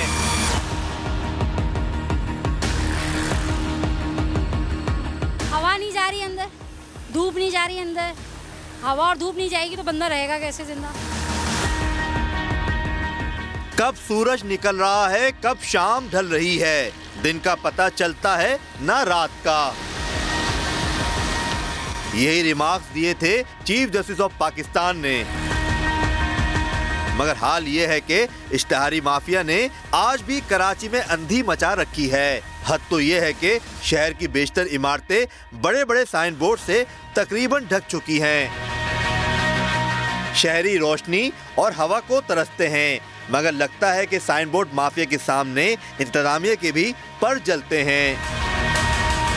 साइन बोर्ड की वजह से गैलरियाँ बंद हैं, इसकी वजह से जो है ना धूप भी नहीं जा रही, हवा नहीं जा रही। हम लोग यहाँ पे बहुत परेशान हैं, तो बराए करम इसको हटाया जाए साइन बोर्ड को यहाँ से। सड़क से गुजरने वाले अपनी जानें हथेली पर रखकर सफर करते हैं। कई साइन बोर्ड्स का हाल ऐसा है कि अब गिरे कि तब गिरे। ताकतवर माफिया ने सिर्फ बड़ी इमारतों पर नहीं बल्कि 80-80 गज के मकानात पर भी पंजे गाड़ रखे हैं। तो देख ले साइन बोर्ड माफिया का एक और शाकार हम तिनट्टी में मौजूद हैं। 80 गज के मकान पर कितना खतरनाक स्ट्रक्चर जो है वो लगाया हुआ है। तेज हवाओं के सबब किसी वक्त भी स्ट्रक्चर गिर सकता है। तिनट्टी से काफ़ी ट्रैफिक गुजरता है, इतराफ के मकानात को भी नुकसान हो सकता है, लेकिन इंतजामिया अभी तक इस स्ट्रक्चर को हटाने के लिए नहीं आई। मजीद शहर का हवाल देखते हैं, आइए। डिस्ट्रिक्ट सेंटर को इश्तिहारी माफिया का गढ़ कहा जाए तो गलत ना होगा। इमारतों और घरों से लेकर दुकानों तक साइन बोर्ड की भरमार है। लियाकताबाद, नागन चुरंगी और बफर जोन में कई मकामात ऐसे हैं जहां नगानी आफत हर वक्त सर पर मंडलाती रहती है। ये सारे माफिया हैं, ये जो साइन बोर्ड लगाए हुए हैं, अगर हम मोटरसाइकिल सवार हम यहाँ से गुजरते हैं, खुदा ना खास्ता ये हम पे गिर जाए, ये क्या वल्लाह आलम, कौन जिम्मेदार होगा इसका। जमशेद टाउन, गुलशन इकबाल समेत शहर भर में लगे 3000 से ज्यादा साइन बोर्ड खतरे की घंटी बजा रहे हैं। सालाना करोड़ रुपए का धंधा करने वाले इश्तहारी माफिया का महकमा एंटी करप्शन भी कुछ नहीं बिगाड़ सका। कराची में साइन बोर्ड माफिया धड़ल्ले के साथ सुप्रीम कोर्ट ऑफ पाकिस्तान के अहकामात की धज्जियां उड़ा रहा है और बल्दियाती इदारे और सिंध हुकूमत मुबैना तौर पर इस माफिया की सरपरस्ती करते हुए आंखें बंद करके बैठे हैं। कैमरामैन राशिद इशरत के साथ मोहम्मद अली हफीज, समा, कराची। तो बिल बोर्ड्स से मुतालिक रिपोर्ट थी जो आपको हमने दिखाई। बढ़ते हैं आगे। एक बार फिर NRO की गूंज है, न जाने कि NRO की गूंज खत्म क्यों नहीं होती। इस बार शेख रशीद साहब ने कहा है कि नवाज शरीफ साहब चाहे 2 छोड़कर 4 फोन कर लें, इन तिलों में तेल नहीं। वजीर आजम साहब किसी सूरत NRO नहीं देंगे। वजीर रेलवे शेख रशीद साहब ने यह कहा है और कहते हैं कि इमरान खान 5 साल पूरे करेंगे और उनका तीसरा साल मिसाली होगा। नवाज शरीफ 2 छोड़ के 4 फोन कर लें, इन तिलों में तेल नहीं है। इमरान खान इंशाअल्लाह 5 साल पूरे करेगा। तीसरा साल PTI की गवर्नमेंट का और इमरान खान की हुकूमत की तरक्की का एक मिसाली साल होगा। मैंने पहले भी कहा था ये APC जो है ईद के बाद मुहर्रम होगा और उसके बाद फिर रबीउल अव्वल होगा और ये देखते रह जाएंगे। ये सारे लोग वो हैं जो नैबज़दा हैं। मैं एक बात आज श्योरिटी से कहता हूँ, इमरान खान कोई भी फैसला कर सकता है लेकिन इनको NRO नहीं मिलेगा। कि ये ख्वाहिश जो है दिल में ही रहेगी। पीपल्स पार्टी और नून के बहुत सारे लोग नाहल होता देख रहा हूँ। हुकूमती जमात में इक्का दुक्का कोई होंगे, अगर होंगे। शहबाज शरीफ और हमजा शहबाज का केस मैं सीरियस देख रहा हूँ। किसी ने नहीं पूछा मरियम साहबा से कि 1 साल आप चुप क्यों रही हैं, क्योंकि उनका एक ही मुतालबा था कि लंदन जाने दिया जाए। जब वो मायूस हो गई तो फिर उन्होंने आके पथराव का जुलूस निकाला। मैंने अपनी सियासी जिंदगी में ऐसा कोई जुलूस नहीं देखा जो पत्थर भी घर से लेके आया हो। पहले भी मरियम ने नवाज शरीफ को मरवाया है, अब भी नून लीग को मरियम ही मरवाएगी। शेख रशीद साहब के दावे, शहबाज गिल साहब की तनकीद, नून लीग की सियासी हिकमत अमली, नवाज शरीफ साहब की वतन वापसी, बहुत से अहम मामलात हैं, इन्हीं पर हम बात करेंगे। हमें ज्वाइन की रहनुमा मुस्लिम लीग नवाज एहसन इकबाल साहब ने। गुड मॉर्निंग, कैसे हैं सर? जी अस्सलाम वालेकुम जी, आपको भी बहुत बहुत good morning. Thank you sir, आपने हमें वक्त दिया। बहुत सारे पॉलिटिकल मामलात भी हैं, लेकिन मैं ये चाह रही थी सेनेटर मीर हासिल बज़न जो इंतकाल हो गया, सर 1-2 जुमले उनके लिए, उनका ज़ाहिर है सियासी करियर और फिर उनकी पूरी फैमिली, उनका जाना इट्स अ ग्रेट लॉस। देखिए, उनका नुकसान जाने का सिर्फ उनके इलाके को, उनके सूबे को नहीं बल्कि पूरे पाकिस्तान को है। उनका जो ख़ानदान है, उनके वालिद साहब की भी बड़ी ग्रां खदमात थी और ये भी हमारे रहे हैं। और मैं समझता हूँ कि बलूचिस्तान की तरक्की के लिए, पाकिस्तान के फेडरेशन की मजबूती के लिए वो एक बहुत ही प्रिंसिपल डेमोक्रेटिक वॉइस थी और वो मेरे साथ काम करते रहे। पोर्ट एंड शिपिंग के मिनिस्टर रहे। CPEC की कामयाबी में भी उन्होंने बहुत अहम हिस्सा डाला। तो मैं समझता हूँ कि ये एक बहुत बड़ा खला है जो उनके जाने से पैदा हुआ है। मेरी दुआ है कि अल्लाह ताला उनके लिए मग़फ़रत करे, बुलंद दर्जात अता फरमाए और उनके जो ख़ानदान है और उनके दोस्त हैं उन सबको सब्र जमील अता फरमाए। सर, अब हम बात कर लेते हैं कुछ जो पॉलिटिकल सिनेरियो है सर उसकी। सर, एक तरफ तो ये तनकीद है कि NRO मांग रहे हैं आप लोग, और दूसरी तरफ आप इसको कैसे एड्रेस करेंगे कि लोग कह रहे हैं NRO तो हो गया, नवाज शरीफ साहब तो चले गए, अब तो उनकी तबीयत ख़राब हो, ठीक हो, वो अपने टाइम से वापस आएंगे। सर, इसको एड्रेस कीजिएगा प्लीज़। पहले देखिए, जहाँ तक NRO का सवाल है, मैं ये पूछना चाहता हूँ हुकूमत से, हुकूमत के वज़रा से कि इमरान खान साहब के इख्तियार में कौन सा NRO है जो वो दे सकते हैं। अगर इनकी मुराद ये है कि नैब के केसेस से वो किसी को छुटकारा दे सकते हैं तो वो इस बात को तस्लीम कर रहे हैं कि नैब का सारा एजेंडा हुकूमत के ही माह पे चल रहा है। अगर वो ये तासुर देने की कोशिश कर रहे हैं कि अदालतों से रिलीफ मिल सकता है, वो केसेस जो अदालतों में चल रहे हैं उनके अंदर किसी को रिलीफ मिल सकता है, तो वो ये बताने की कोशिश कर रहे हैं कि अदालतें भी उनके इशारों पे काम करती हैं और फिर पाकिस्तान की अदलिया की आज़ादी कहाँ है। इस वक्त कोई ऐसा केस नहीं है कि जो टेक्निकली एग्जेक्टिव के डोमेन में हो जो हुकूमत के इख्तियार में हो, जिसे वो माफ़ करने का या चलाने का इख्तियार रखते हो। लिहाजा दरअसल ये खुद इस बात का इकरार कर रहे हैं कि जितनी इंतकामी कार्रवाई हो रही है नैब के ज़रिए वो हुकूमत के ईमा पर हो रही है और ये उसी की धमकियां दे। लेकिन हमने तो कभी इनसे कोई कंसेशन नहीं मांगा, हमने तो सब भुगती हैं। मैं खुद भुगत के आया हूँ, मैं 2.25 महीने जेल में रहा हूँ। शाहिद खाकान अब्बासी साहब महीनों रहे हैं, ख्वाजा साद रफीक 1 साल से ज़्यादा रहे हैं, मिफ्ता इस्माइल साहब रहे हैं, हमजा शहबाज अभी भी जेल के अंदर हैं। और हम सब के केसेस में, लेकिन बिलखसूस जिस वजाहत के साथ सुप्रीम कोर्ट ने ख्वाजा साद रफीक केस में इस नैब गर्दी की असलियत बयान की है, उसके बाद कुछ अब कहने की गुंजाइश नहीं रहेगी कि ये सब झूठ पे मबनी मुकदमात हैं। 2 साल हो गए हैं इनके पास। मुझे बताएं ना 2 साल में क्या सबूत निकाल सके हैं, क्या इन्होंने ठोस कोई शवाहिद कहीं पेश किए हैं, सिवाय इसके कि मीडिया पे किरदार कुशी करते हैं, मीडिया के ऊपर ये बहतान लगाते हैं। और मेरा ये यकीन है कि इनके इसी झूठ और इस किरदार कुशी और बहतान की जो नहुसत है उससे ये हुकूमत डूबती जा रही है। शेख रशीद साहब फरमाते हैं कि तीसरा साल बहुत अच्छा होगा। जब पहला साल ख़त्म हुआ था तो मौसूफ यही फरमाते थे कि जी पहला साल मुश्किल था, अब दूसरा साल बहुत अच्छा होगा।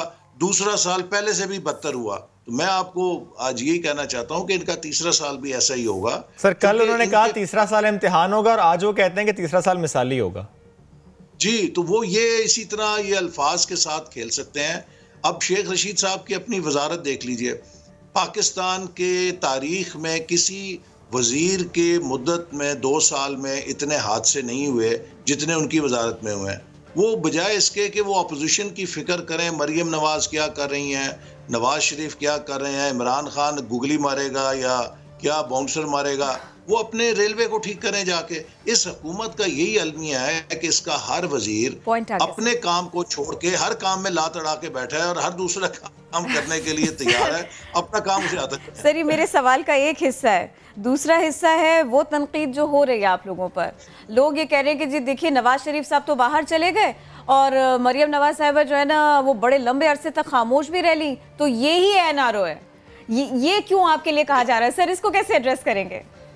देखिए ना, NRO ये किस तरह है। नवाज शरीफ साहब अगर बाहर गए तो उनको मुस्लिम लीग नून के मेडिकल विंग ने तो नहीं भेजा। इमरान खान साहब तो उनके इतने मुखालिफ थे और वो कहते थे मैं जहर का प्याला पी लूंगा, नवाज शरीफ साहब को कोई सहूलत नहीं दे सकता। और जब उन्होंने शौकत खानम हॉस्पिटल के डॉक्टर्स को भेज के इंटेलिजेंस एजेंसीज के जरिए जो उनकी कमांड में है हर लिहाज से ठोक बजा के तसल्ली हुई कि नवाज शरीफ साहब की कंडीशन, वो कह रहे हैं गलतफहमी हो गई, हुकूमत कह रही है गलतफहमी हो गई हमसे। सबसे पहले तो वो अपनी सूबाई वजीर सेहत को बरतरफ करें, उसके बाद वो शौकत खानम के सरबराह जिनको अब मुशीर सेहत लगाया है उनको बरतरफ करें कि जिन्होंने उन्हें मिसगाइड किया। एक बंदे की गलतफहमी तो नहीं है ना, इसमें तो पूरा एक निज़ाम काम कर रहा था। लेकिन इसमें मैं फिर शेख रशीद साहब की जुमला कोट करूंगा। गुज़श्ता रोज़ उन्होंने कहा, rather 2 days back Nadeem Malik साहब के इंटरव्यू में उन्होंने कहा कि नवाज शरीफ साहब अंडरस्टैंडिंग से बाहर गए और इमरान खान साहब को पता नहीं चला। हाँ, फिर वो किसकी अंडरस्टैंडिंग से बाहर गए हैं? इमरान खान साहब अगर इतने भोले हैं और इमरान खान साहब इतने नावाकिफ हैं, चीफ एग्जीक्यूटिव तो वो हैं, वजीर आजम तो वो हैं, और कभी इमरान खान साहब कहते हैं कि जी वो अशराफिया ने लॉकडाउन करा दिया, मैं तो लॉकडाउन के खिलाफ था, और फिर किसी की अंडरस्टैंडिंग से नवाज शरीफ साहब बाहर चले गए, इमरान खान साहब बेखबर थे। तो फिर ये पाकिस्तान तो एक न्यूक्लियर कंट्री है, हमें इतना बेखबर और इतना जिसे कह लीजिए कि भोला वजीर आजम नहीं चाहिए कि जिसको पता नहीं है कि उसके पैरों के नीचे क्या हो रहा है, उसके दाएं बाएं क्या हो रहा है। कहीं अशराफिया लॉकडाउन करवा देती है, कहीं नवाज शरीफ उसको बगैर बतलाए कोई भेज देता है बाहर, तो फिर तो मेरा ख्याल है कि उनको खुद ही हुकूमत छोड़ देनी चाहिए। अच्छा, अब ये बताइए, नवाज शरीफ साहब की तबीयत बेहतर हो गई है, हशाश बशाश है माशाल्लाह।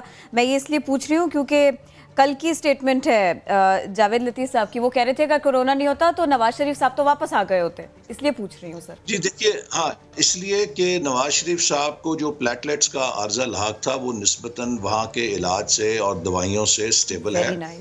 लेकिन उन्हें 2 कार्डियक प्रोसीजर्स दरकार हैं। उनके हार्ट की 2 सर्जरीज होनी है, जिसमें अगर ये कोरोना नहीं होता तो वहां पर उनके वो प्रोसीजर्स हो जाने थे, और इसीलिए वो कह रहे हैं कि शायद वो सेहतियाब होकर अब तक सर। लेकिन जो ऐसे procedures, I am sorry to interrupt, लेकिन सर क्योंकि यही कहा गया आप लोगों की तरफ से, आपकी जमात की तरफ से, उनकी सेहत की हवाले से उनकी रिपोर्ट्स को दिखा के कि जो प्रोसीजर है ये इंतहाई अहम है, इंतहाई अहम है। दैट मीन सर ये तो इमरजेंसी बुनियादों पर होने चाहिए थे। कोरोना ने अगर इन मामलात को रोका है, इसका मतलब है कि वो इतने इंपॉर्टेंट और अर्जेंट नहीं थे।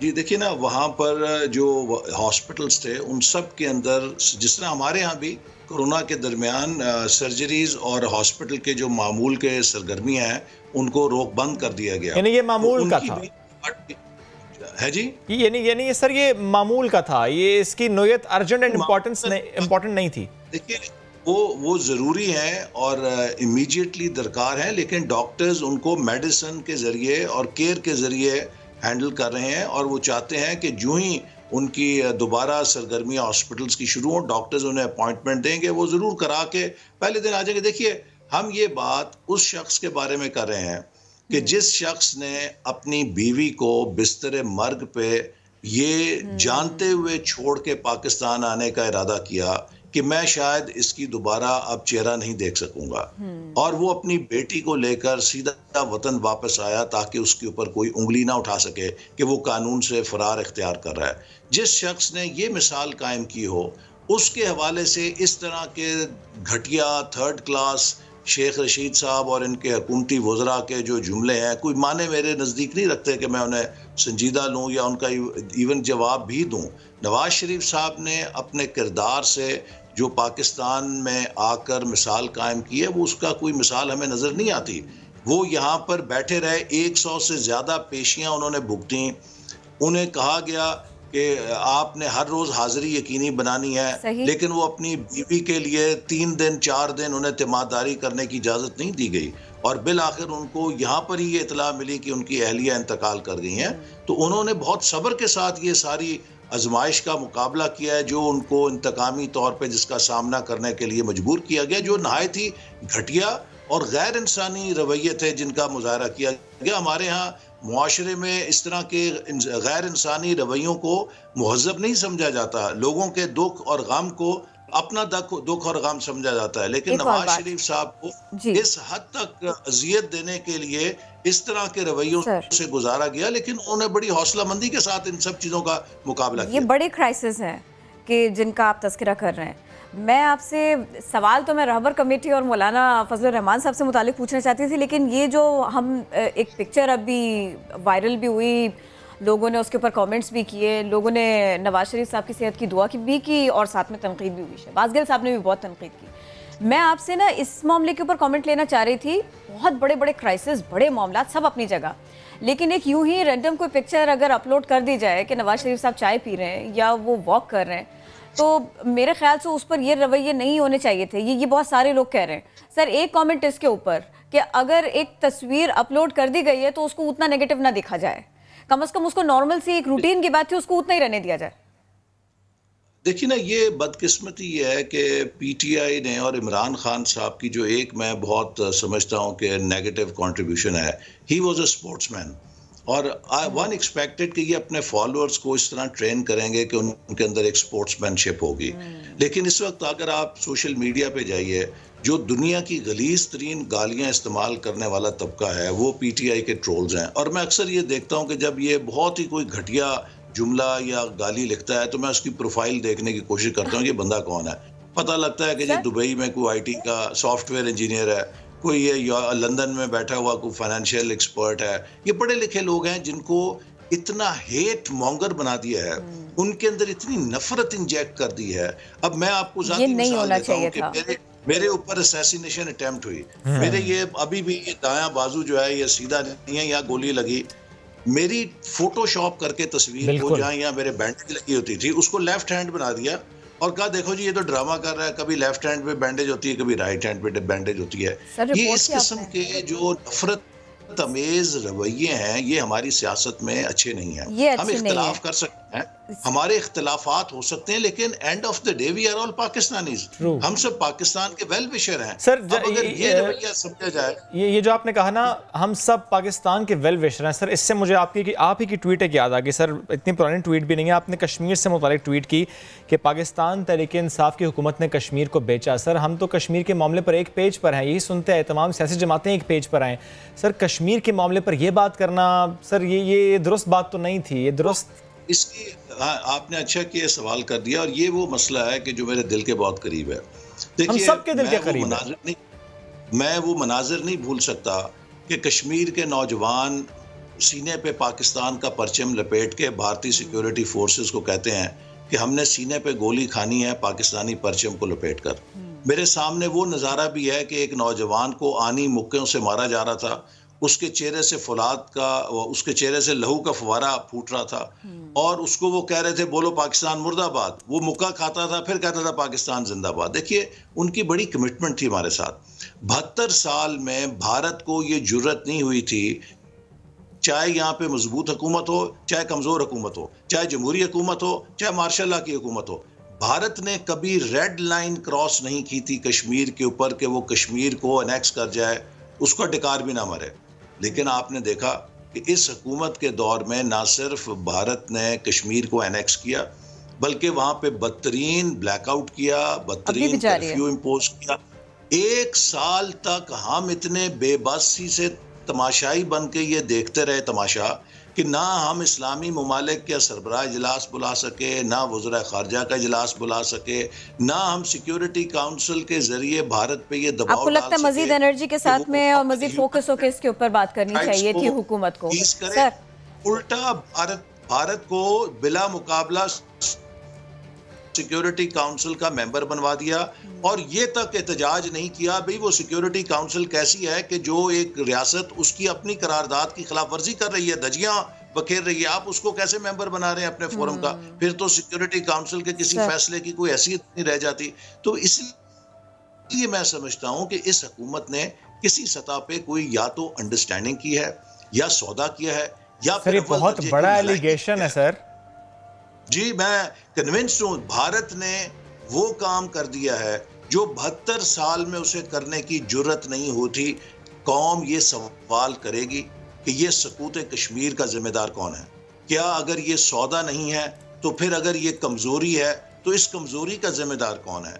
हमें ये ताना देते थे मोदी के यार हैं, हमने तो 5 साल मोदी के साथ हुकूमत की है, हमारे 5 सालों में तो मोदी साहब को ये जुर्रत नहीं हुई थी कि ये कदम उठाएं। ये बताएं कि ये इतने बड़े जो गैरतमंद हुक्मरान बनते थे, इनके दौर में वजीर आजम खड़ा होता है असेंबली में, जी मैं भारत के वजीर आजम को फ़ोन करता हूँ, वो मेरा फ़ोन नहीं सुनता। कहते हैं जी कि भारत ने कश्मीर ले लिया, अब हम क्या करें, मैं क्या कर सकता हूँ? असेंबली के अंदर खड़े, भैया आप क्या कर सकते हैं? 101 चीज़ें कर सकते हैं। आपको पता होना चाहिए कि वजारत उज़्मा और पाकिस्तान की रियासत इस्लामी जमहूरिया पाकिस्तान ऑपोजिशन बहुत कुछ करवा सकती है, कोई चीचू की मलिया की रियासत नहीं है सर। अच्छी ऑपोजिशन बहुत कुछ करवा सकती है, हुकूमत पर मुस्बत तनकीद कर सकती है सर, डिबेट हो सकती है। अगर आप लोग वॉकआउट करते रहेंगे, बाहर जाते रहेंगे, एहतजाज होता रहेगा सर, नहीं हो पाएंगी चीजें फिर। जी देखिए, हमने तो हर मौके पे असेंबली के अंदर अपनी डिबेट भी की है, तजावीज़ भी दी हैं, लेकिन कल के अगर इजलास के हवाले से आपका ये सवाल है तो मैं ज़रूरी समझता हूँ कि उसको बताऊँ कि क्यों किया है। देखिए, अगर एक यूनियन काउंसिल का भी इजलास होता है तो 2 दिन 3 दिन का नोटिस दे के इजलास बुलाया जाता है। इस हुकूमत ने पार्लियामेंट को रबर स्टैंप भी नहीं, पता नहीं क्या समझ लिया है कि ये वो इजलास था जो कि हमारी पार्लियामेंट्री तारीख का एक बड़ा सेरेमोनियल संगमील इजलास होता है, इफ्तिताई इजलास, जिसमें तमाम सफरा आते हैं, एम्बेसडर्स आते हैं, सर्विस चीफ्स आते हैं, इस्लामाबाद के तमाम VIPs आते हैं, और ये एक बड़ा सेरेमोनियल इजलास है जो पार्लियामेंट्री साल की बिगिनिंग में है। आप देखिए, किसी को एक दिन पहले नहीं पता था कि वो होना है कि नहीं होना। रात गए पता चला टीवी से कि जी समरी अप्रूव हो गई है, कल 5 बजे इजलास है। गोया कुछ 14-18 घंटे के नोटिस पे इजलास बुलाया। अब आप मुझे ये बताइए कि वो एम्बेसडर्स जिनकी आज कमिटमेंट्स कल होंगी और वो अपनी कमिटमेंट्स कैंसिल करनी पड़ी कि जी ये पाकिस्तान के अंदर ये पार्लियामेंट का नया साल आ गया है और उसका इजलास 10 घंटे बाद 12 घंटे बाद इन्होंने फिक्स कर दिया, वो क्या सोचता होगा कि इनका क्या निज़ाम है? और तो कल देखा सर, उसके बाद उसने क्या सोचा होगा सर? जी नहीं, वो तो उन्हें पता है ना कि इनकी ना, हम तो बॉयकॉट कर दिया। सर वो भी आ गए थे, आप लोग भी आ गए थे, इजलास हो ही जाता कंप्लीट। सारी दुनिया में पार्लियामेंट के अंदर एहतजाज होता है, लेकिन आप देखिए 2 साल गुजर गए हैं, कोई कानून साजी नहीं हुई। तमाम कानून साजी ऑर्डिनेंसेस के जरिए हुई है। अब आप मुझे बताइए कि जब हुकूमत पास है, इमरान खान साहब, मैं हर बुध को आया करूंगा, मैं जवाब दिया करूंगा। आपको पता है पूरे 2 सालों में 9% हाजिरी है। सर आप नहीं कह सकते ऐसे, नवाज शरीफ साहब भी नहीं आते थे, बहुत कम आते थे। नवाज शरीफ साहब इनसे ज्यादा आए हैं, नवाज शरीफ साहब इनसे बहुत ज्यादा। सर उनके पास टेन्योर भी तो ज्यादा रहा। सर कितने फीसद इजलास में आए हैं वैसे? वो इन 2 सालों में नहीं है, अगले 2 सालों में आ जाएंगे सर। जी नहीं, लेकिन मकसद देखिए, मैं रवैयों की बात कर रहा हूँ कि जब आपका रवैया ये है कि आप पार्लियामेंट को अहमियत नहीं देते और आप समझते हैं कि ये बस एक रस्म है पूरी करनी है, तो फिर उस पर एहतजाज ना करें तो हम क्या करें? और हम तो यकीन करें, सर एहतजाज करें और यक ज़बान होके करें, इस दोनों बातों में फर्क है सर। मेरी 5वीं टर्म है एज मेंबर नेशनल असेंबली। मैंने हुकूमत भी देखी है, मैंने अपोजिशन भी देखी है। यकीन करें, मैं आपको ये बात सिद्ध के दिल से कह रहा हूँ, इतना 3rd क्लास पार्लियामेंट्री निज़ाम मैंने, जिसको असेंबली को इतना गैर मौसर कर दिया गया हो, असेंबली के अंदर जिस किस्म की गाली गलोच, ये नहीं होना चाहिए, ये ऐसा माहौल पार्लियामेंट में नहीं होना चाहिए। और साहिर सर ये जिंदगी में तो नहीं देखा, लेकिन ज़ाहिर माजी में भी होता है, बढ़ गया आप ये कह रहे हैं। बहुत शुक्रिया सर, ऐसे साथ मौजूद थे, अब हमसे गुफ्तगू करते, वक्त कम था वरना और बात करते, फ़ौरन से आगे बढ़ जाते हैं। गुज़श्ता रोज़ हमने खबर आपसे शेयर की थी कि हर 10वें पाकिस्तानी में कोरोना के खिलाफ एंटीबॉडीज़ बन चुके हैं। दैट मीन्स 11% ऑफ पाकिस्तानीज़ वो अटेन कर चुके हैं इस इम्यूनिटी को। वजारत सेहत की ये तहकीक है, इसमें ये बात सामने आई है और ये कहा गया है कि मुमकिन तौर पर जो दूसरी लहर अगर आती है तो जो बूढ़े अफराद हैं वो हाई रिस्क पर हैं, क्योंकि जिस हमने कहा 11% पाकिस्तानी वो अटेन कर चुके हैं इम्यूनिटी। तो इसी से मुतालिक बात करेंगे। डॉक्टर नौशीन हामिद साहिबा ने हमें ज्वाइन किया है, पार्लिमानी सेक्रेटरी बराए कौमी सेहत हैं आप, बेहद शुक्रिया। थोड़ा सा इस रिसर्च से मुतालिक बताइएगा, सैंपल साइज कितना था? देखें जी, इस वक्त WHO के ताउन से एक WHO यूनिटी सर्वे किया गया था पूरे मुल्क में, और उसके नताइज जो हमारे पास आए हैं वो ये है कि तकरीबन 11% पॉपुलेशन जो है उसके अंदर एंटीबॉडीज़ जो हैं वो पॉजिटिव आई हैं। इसका ये मतलब है कि हर 10वां पाकिस्तानी जो है वो इस वक्त उसकी इम्यूनिटी जो है वो कोरोना वायरस के ख़िलाफ़ बिल्ड हो चुकी हुई है, क्योंकि हर 10वें इंसान के अंदर इस वक्त एंटीबॉडीज़ जो हैं वो मौजूद हैं इस सर्वे के मुताबिक। थोड़ा सा हमें तनासुब के बारे में बताएंगे आबादी के, थोड़ा सा इस बारे में बताएं, कितने फीसद नौजवानों में एंटीबॉडीज़ बन चुकी हैं? ये जो सर्वे किया गया है इसके अंदर ये, जैसे कि मैंने बताया कि 11% आबादी में ये पॉजिटिव आए हैं। इसमें ज़्यादा तनासुब जो है वो नौजवानों का है जिनके अंदर ये पॉजिटिव है, और ये अर्बन एरियाज़ जो हैं, जो शहरी इलाके हैं, वहाँ पर इसमें ज़्यादा पॉजिटिव रिजल्ट्स हमें मिले बनिस्बत देही इलाकों के।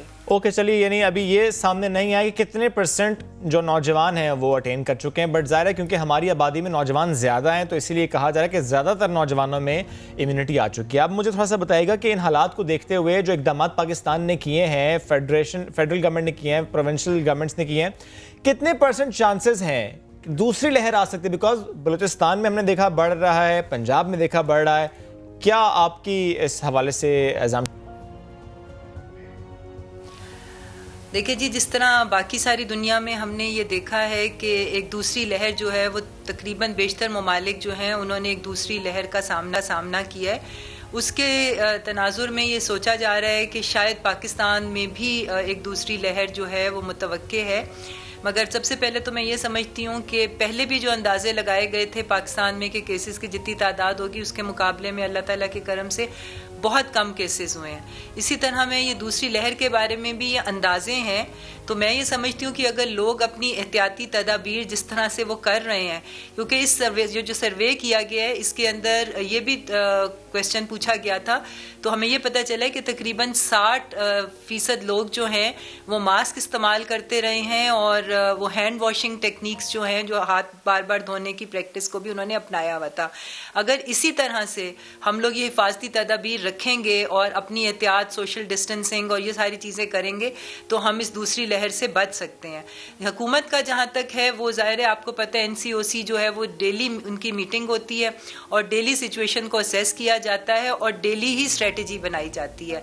अभी तक जो है वो केसेस में हमें मुसलसल कमी नज़र आ रही है, पर अगर किसी स्टेज पे भी ये ट्रेंड तब्दील होता नज़र आया तो फिर ज़ाहिर है हुकूमत जो है वो अपनी स्ट्रेटजी बदलेगी। जिस तरह से हमें पेशावर में कुछ केसेस जो हैं उनमें इजाफा नज़र आया था तो वहाँ पर माइक्रो लॉकडाउन जो था, यानी बिल्कुल छोटे छोटे इलाके, वो जो घर और उसके इर्द गिर्द के घरों में जो है वो लॉकडाउन किया गया था। तो अगर ये इस ट्रेंड में कोई तब्दीली नज़र आई तो डेफिनेटली गवर्नमेंट जो है वो फिर अपनी स्ट्रेटजी बदलेगी और हम किसी किस्म के लॉकडाउन्स की तरफ, पार्शियल लॉकडाउन्स की तरफ जाएंगे। अच्छा देखिए, वैक्सीन के मामले में हम चाइना की जो ट्रायल्स हैं, जो उनका डेटा है, उससे फ़ायदा उठा रहे हैं, हम अपना वक्त बचा रहे हैं, हम बहुत क्विकली, बहुत बेहतर अंदाज में काम कर रहे हैं। मुझे ये बताइएगा, जो वैक्सीन का फेज़ 3 ट्रायल है, इसके आगाज़ के बारे में आप हमें क्या अपडेट कर सकती हैं, हमारे नाज़रीन को क्या बता सकती हैं? वज़ीर आज़म को समरी भिजवाई गई थी, उसकी मंजूरी का क्या हुआ, क्या मंजूरी दे दी गई? जी बिल्कुल, ये पिछले मंडे वाले दिन जो है वो drug regulatory authority of Pakistan ने इस वैक्सीन के फेज़ 3 के क्लिनिकल ट्रायल्स की जो है वो अप्रूवल दे दी है। ये वैक्सीन जो है ये चाइना में बन रही है और ये दूसरे ममालिक में भी इसके फेज़ 3 के क्लिनिकल ट्रायल्स जो हैं कुछ ममालिक में जारी हैं। पाकिस्तान में भी ये इंशाल्लाह ताला सितंबर में आ जाएगी और इसके क्लिनिकल ट्रायल्स जो हैं वो शुरू किए जाएंगे। शुरू में ये 5 हस्पताल जो हैं उनको मार्क किया गया है, जिसमें कराची में इंडस हॉस्पिटल है और आगा खान हॉस्पिटल है, लाहौर में शौकत खानम हॉस्पिटल है और यूनिवर्सिटी ऑफ हेल्थ साइंसेज है और इस्लामाबाद में शिफा इंटरनेशनल। तो इन 5 हॉस्पिटल्स में जो हैं इसके क्लिनिकल ट्रायल्स जो हैं वो किए जाएंगे। इस वैक्सीन के जो पहले फेज़ 1 और फेज़ 2 के ट्रायल्स जो हैं उनके रिजल्ट्स वो मई और जुलाई में पब्लिश हो चुके हुए हैं और वो कामयाब ट्रायल थे, इसलिए अब इसके फेज़ 3 के ट्रायल को सेफ समझा जा रहा है और वो इंशाल्लाह ताला पाकिस्तान में सितंबर में शुरू किए ओके, सितंबर में होने हैं और 5 हॉस्पिटल्स में होने हैं और ज़ाहिर सेहतमंद अफराद पर होने हैं, तो वो इंतखाब कर लिया गया मैम कि किन पर होने हैं?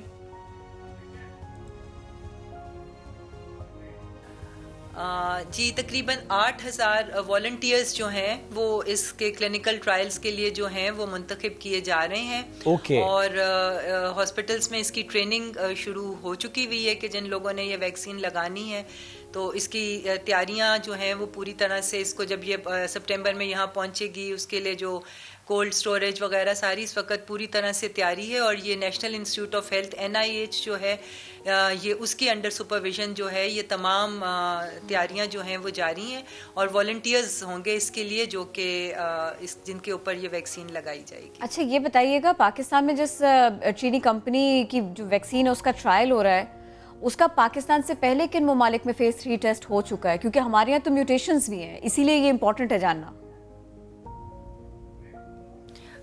देखिए जी, ये कैंसिनो बायो कंपनी है और ये institute of biotechnology, Beijing institute of biotechnology China, इनके इश्तराक से ये वैक्सीन बनी थी और इससे पहले ये रशिया में, चाइना में भी हुई है, रशिया में, चिली में, अर्जेंटीना में और ये वही सॉल्ट है जो कि ऑस्ट्रेलिया में भी इस्तेमाल किया जा रहा है। तो मैं समझती हूँ कि ये अभी काफ़ी सारे मुल्कों में जो है इसका कामयाब फेज़ 3 का जो क्लिनिकल ट्रायल है वो जारी है।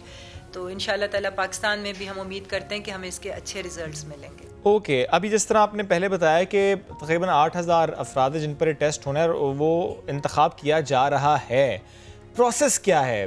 वो खुद से वॉलंटियर कर रहे हैं या खुद से चूज़ किया जा रहा है या कोई कॉन्टेक्ट नंबर है या हॉस्पिटल्स बताएंगे, होगा क्या? ताकि अगर कोई आपको सुन रहा है और वो खुद से अपने आप को वॉलंटियर के तौर पर पेश करना चाहता है कि मैं तैयार हूँ, मेरे पे ट्रायल किया जाए, तो पॉसिबल है उसके लिए इस वक्त भी कि वो कांटेक्ट करे?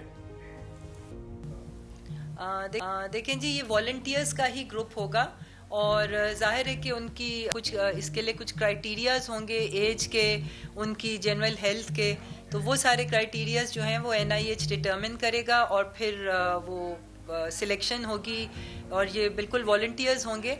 तो ये आने इस महीने में इंशाल्लाह ताला इनकी सिलेक्शन हो जाएगी और फिर सितंबर में जो है वो वैक्सीन लगनी शुरू हो जाएगी। सितंबर में वैक्सीन लगनी है, जिन्होंने लगानी है उनके हवाले से आपने कहा ट्रेनिंग दी जा रही है, लेकिन लगनी किस पर है, इससे मुतालिक मुझे लगता है कि अभी भी काम स्टार्ट नहीं हुआ। जिस तरह आपने कहा कि अभी तय करेगा, NIH तय करेगा कि किस पर लगनी है। एनीवेज, ये मुझे लास्टली बताइएगा, सितंबर में क्योंकि फेज़ 3 का क्लिनिकल ट्रायल आप बता रही हैं कि होगा, एक्सपेक्ट हम कर सकते हैं कि इसी साल वैक्सीन कमर्शियली अवेलेबल होगी इन मार्केट्स इन पाकिस्तान? देखिए जी, इस वक्त दुनिया में तकरीबन 10 वैक्सीन्स जो हैं उनके ऊपर रिसर्च और उनके ट्रायल्स जो हैं जारी हैं, जिसमें से 6 वैक्सीन्स जो हैं वो फेज़ 3 के क्लिनिकल ट्रायल्स में एंटर हो चुके हुए हैं। ये वैक्सीन भी जो पाकिस्तान में आ रही है चाइना से जो हम ले रहे हैं, तो ये इसके क्लिनिकल ट्रायल्स इंशाल्लाह ताला जैसे ही कामयाब होते हैं तो फिर मार्केट में आएगी, क्योंकि ज़ाहिर है क्लिनिकल ट्रायल्स का एक अपना प्रोसेस होता है। बेहद शुक्रिया साथ मौजूद थी आप और इस वैक्सीन के फेज़ 3 ट्रायल से मुताल्लिक हमसे गुफ्तगू कर रही थी। बढ़ते हैं आगे, इंस्पायरिंग स्टोरी शामिल करते हैं। हमें ज्वाइन करें आज एक ऐसे पाकिस्तानी जिन्होंने फैशन इंडस्ट्री में धूम मचाई है। पाकिस्तानी फैशन इंडस्ट्री में नहीं जनाब, चैम्प इम्मी को या अली सुबहानी को, चले अली सुबहानी कहता हूँ पहले, फिर पूछूंगा चैम्प इम्मी नाम किस तरह का। अली, वेलकम टू नया दिन। मुझे प्लीज़ बताइएगा, क्योंकि कहा जा रहा है आपके बारे में कि 18 साल के थे जब आपने फैशन इंडस्ट्री में कदम रखा, थोड़ा सा बताएंगे किस उम्र में आप दाता दरबार से लंदन गए थे, और जब दाता दरबार से आप लंदन जा रहे थे तो आपने सोचा था कि आप फैशन इंडस्ट्री में कदम रखेंगे, मॉडल बनेंगे, या कुछ और सोच कर गए थे?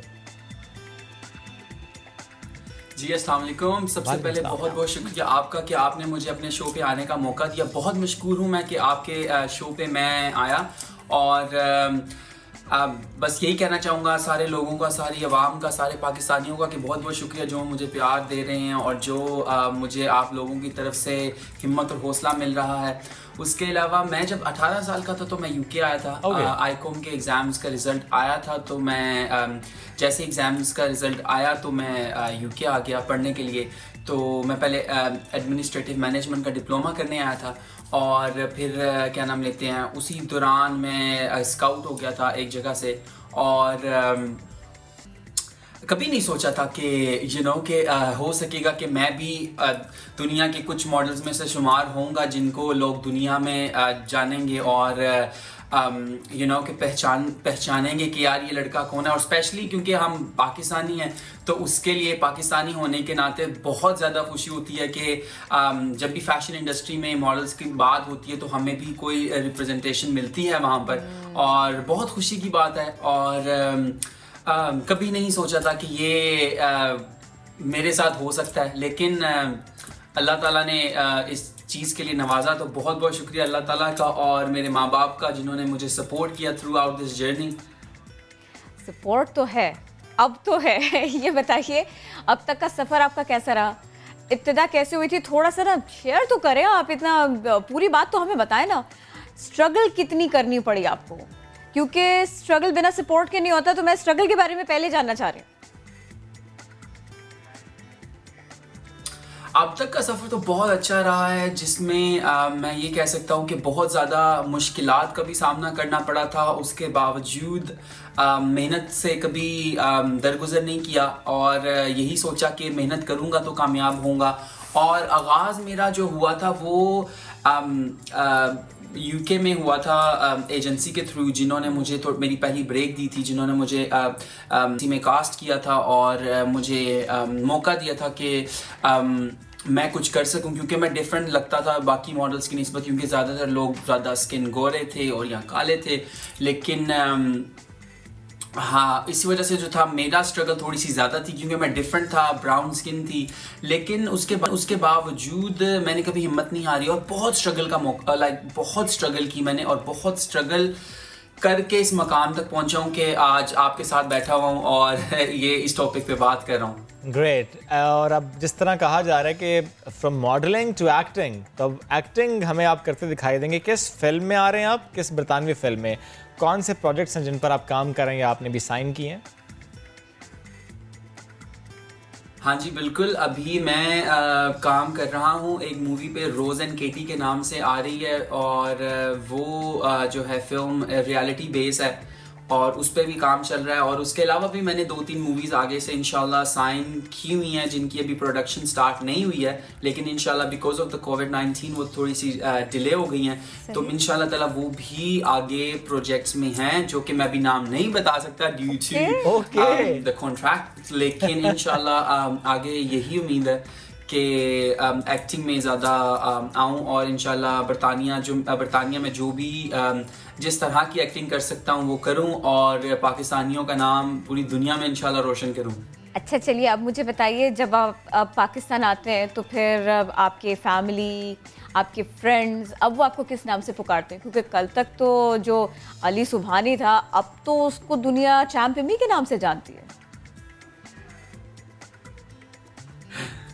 देखें, आप जिधर मर्जी चले जाएं, जितने मर्जी बड़े स्टार बन जाएं, जो मर्जी बन जाएं, जो आपके दोस्त और आपके घर वाले होते हैं ना, वो कभी आपको डिफरेंट ट्रीट नहीं करते, और जो कि मुझे बहुत अच्छा लगता है कि उनको कभी नहीं, वो मुझे कभी जिंदगी में भी चैम्प इमी नहीं कहेंगे या इमी या चैम्प नहीं कहेंगे।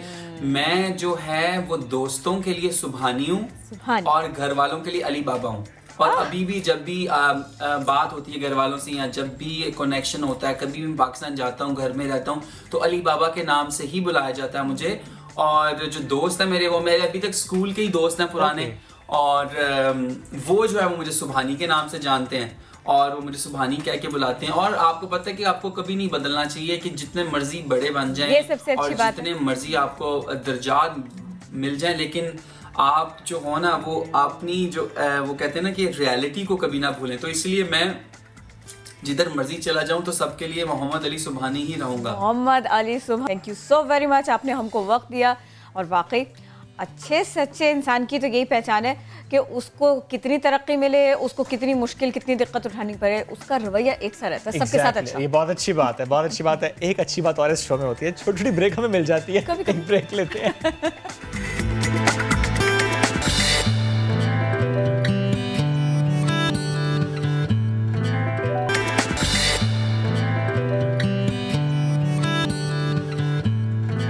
Welcome back. अब बात करते हैं अजीम शख्सियत की जिनकी खिदमत, जुर्रत और बहादुरी, फतूहात, शानदार किरदार और कारनामों से इस्लाम का चेहरा रोशन है।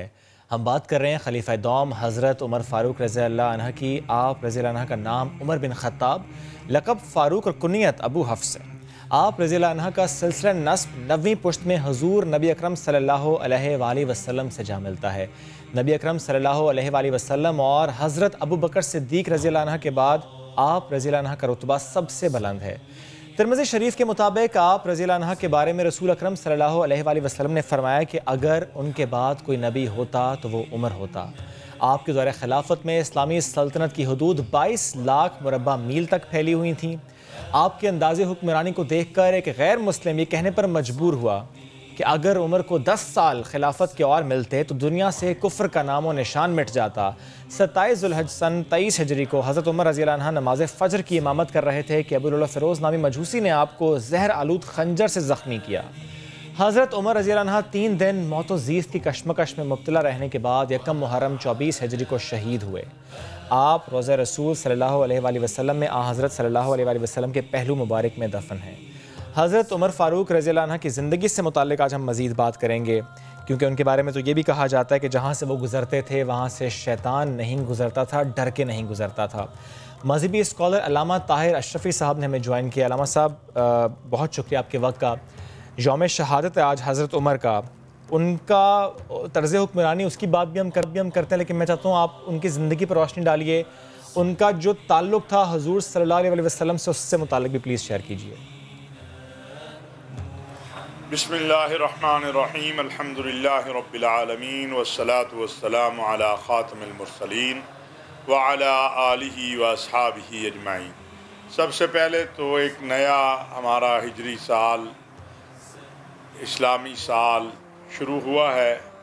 अल्लाह तबारक व तआला इस साल को उम्मत मुस्लिमा के लिए, पूरी इंसानियत के लिए भलाई का साल बना दे, खैर का साल बना दे और मज़लूम फ़लस्तीनियों, कश्मीरियों और दुनिया भर के मज़लूमों के लिए इस साल में खुशखबरियाँ हों, राहतें हों और अल्लाह तबारक व तआला जो है हमें हकीकी तौर पर सय्यदना उमर बिन ख़त्ताब और सय्यदना इमाम हुसैन रिज़वानुल्लाहि अलैहिम अजमाइन की बात मानने वाला और उनकी सीरत पे चलने वाला बना दे। आमीन।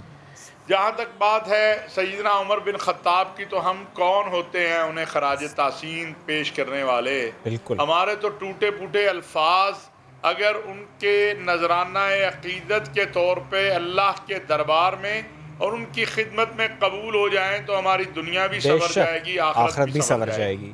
उमर बिन ख़त्ताब वो हैं, जब वो इस्लाम में दाखिल होते हैं तो कहते हैं अब इस्लाम छुपा नहीं रह सकता, अब इस्लाम पे किसी का खौफ नहीं रह सकता। अब ख़त्ताब का बेटा ला इलाहा इल्लल्लाह मुहम्मदुर रसूलुल्लाह का ऐलान कर रहा है, इसलिए अब बैतुल्लाह के अंदर जाके नमाज होगी और अल्लाहु अकबर की सदा जो है और तौहीद का जो परचम है वो सरेआम जो है वो लहराया जाएगा। और फिर अल्हम्दुलिल्लाह आपने देखा कि सय्यदना उमर बिन ख़त्ताब के इस्लाम में आने के बाद जिस तरह इस्लाम कुव्वत और ताकत पकड़ता चला गया, और फिर अगर उनके दौरे खिलाफत में चले जाएं तो उनके दौरे खिलाफत के अंदर हम देखते हैं कि आपकी मौजूदा पुलिस और फौज के जो निज़ाम है, जेल का जो निज़ाम है, क़ज़ात अदल का जो निज़ाम है, ये सारे के सारे सिस्टम ऐसे सय्यदना उमर बिन ख़त्ताब रज़ियल्लाहु ताला अन्हु के दौर में बने कि आज बरतानिया अपने कानून और आयन बनाते हुए ये कहता है कि हमने बहुत सी चीज़ें ग्रेट उमर से ली हैं और स्कैंडिनेवियन कंट्रीज़ में तो उमर ला तक मौजूद है। बदकिस्मती है कि 56-57 इस्लामी ममालिक में उमर का कानून नहीं है। अगर आज उमर का कानून इस्लामी दुनिया के अंदर नाफिज हो जाए या पूरी दुनिया के अंदर नाफिज हो जाए तो कोई भूखा भी नहीं सोएगा, कोई इंसाफ से महरूम भी नहीं होगा, किसी पे जुल्म भी नहीं हो सकेगा। और आपको तो सब जानते हैं वो वाक़या कि जिस बुढ़िया के बच्चे जो थे वो रो रहे थे और वो उन्हें दिलासा दे रही थी खाने के लिए। जब सय्यदना उमर बिन ख़त्ताब रज़ियल्लाहु ताला अन्हु गुजरते हैं और आवाज़ें सुनते हैं और गल्ला लेके जाने लगते हैं तो आपका जो खादिम है वो कहता है ये गल्ले की बोरी मेरे कंधों पे रख दें आप अमीरुल मोमिनीन क्यों उठा रहे हैं। अमीरुल मोमिनीन कहते हैं नहीं, ये बोझ क़यामत के दिन भी मुझे उठाना है, लिहाजा आज मुझे उठाने दो ताकि मैं क़यामत के दिन सुरखरू हो जाऊं। और फिर उस बुढ़िया को ये नहीं बताया कि मैं उमर बिन ख़त्ताब हूँ। जब उस बुढ़िया ने ये कहा कि काश तू उमर की जगह खलीफा होता, फिर भी नहीं बताया, कहा अच्छा उमर को माफ कर दे। उसने कहा नहीं, काश तू खलीफा होता उमर की जगह। फिर खादिम ने कहा जिस शख्स से तू मुखातिब है यही तो उमर बिन ख़त्ताब है। और फिर हमारे आज के हुक्मरानों के पास या किसी फर्द के पास या किसी शख्स के पास छोटा सा इख्तियार आ जाए तो वो तो पूरी दुनिया तलट पलट कर देता है। यहाँ आप देखें, जब आप पर अबू लुलू मजूसी ने जो आग का पुजारी था उसने आपको धमकी दी, आपने फरमाया कि ये मुझे धमकी दे के जा रहा है। साहबा ने कहा इसको गिरफ्तार करें, कहा इसने अमल किया नहीं है। और जब उसने आप पर हमला किया तो ये तारीख़ इस्लाम में मस्जिद के अंदर पहला खुदकुश हमला जो था वो अबू लुलू मजूसी ने किया था, क्योंकि फिर उसने वही खंजर अपने पेट में भी मारा था और वो उससे मर गया। तो आपने अपने बेटे को बुला के कहा कि जाओ अम्मा आयशा सिद्दीक़ा तय्यबा ताहिरा के पास और कहो कि ख़त्ताब का बेटा कहता है। ये नहीं कहा कि अमीरुल मोमिनीन कहता है, ये नहीं कहा कि खलीफतुल मुस्लिमीन कहते हैं, ये नहीं कहा कि अबू बकर सिद्दीक के बाद खलीफा बनने वाला उमर बिन ख़त्ताब कहता है। कहा जाके बेटा कहना ख़त्ताब का बेटा कहता है कि मुझे मेरे साथियों के साथ जगह मिल जाएगी। हमारी माँ सय्यदा तय्यबा ताहिरा अम्मा आयशा सिद्दीक़ा जो है, अल्लाह ने रसूलुल्लाह सल्लल्लाहु अलैहि वसल्लम की अज़वाज मुताहरात को जो मकाम दिया है उसकी तो शान ही निराली है। आपके अहले बैत हों, आपकी अज़वाज मुताहरात हों, आपके सहाबा हों। कहा जगह तो मैंने अपने लिए रखी हुई थी, लेकिन उमर का एक मेरे ऊपर एहसान है, मैं ये जगह उमर को दे देती हूँ।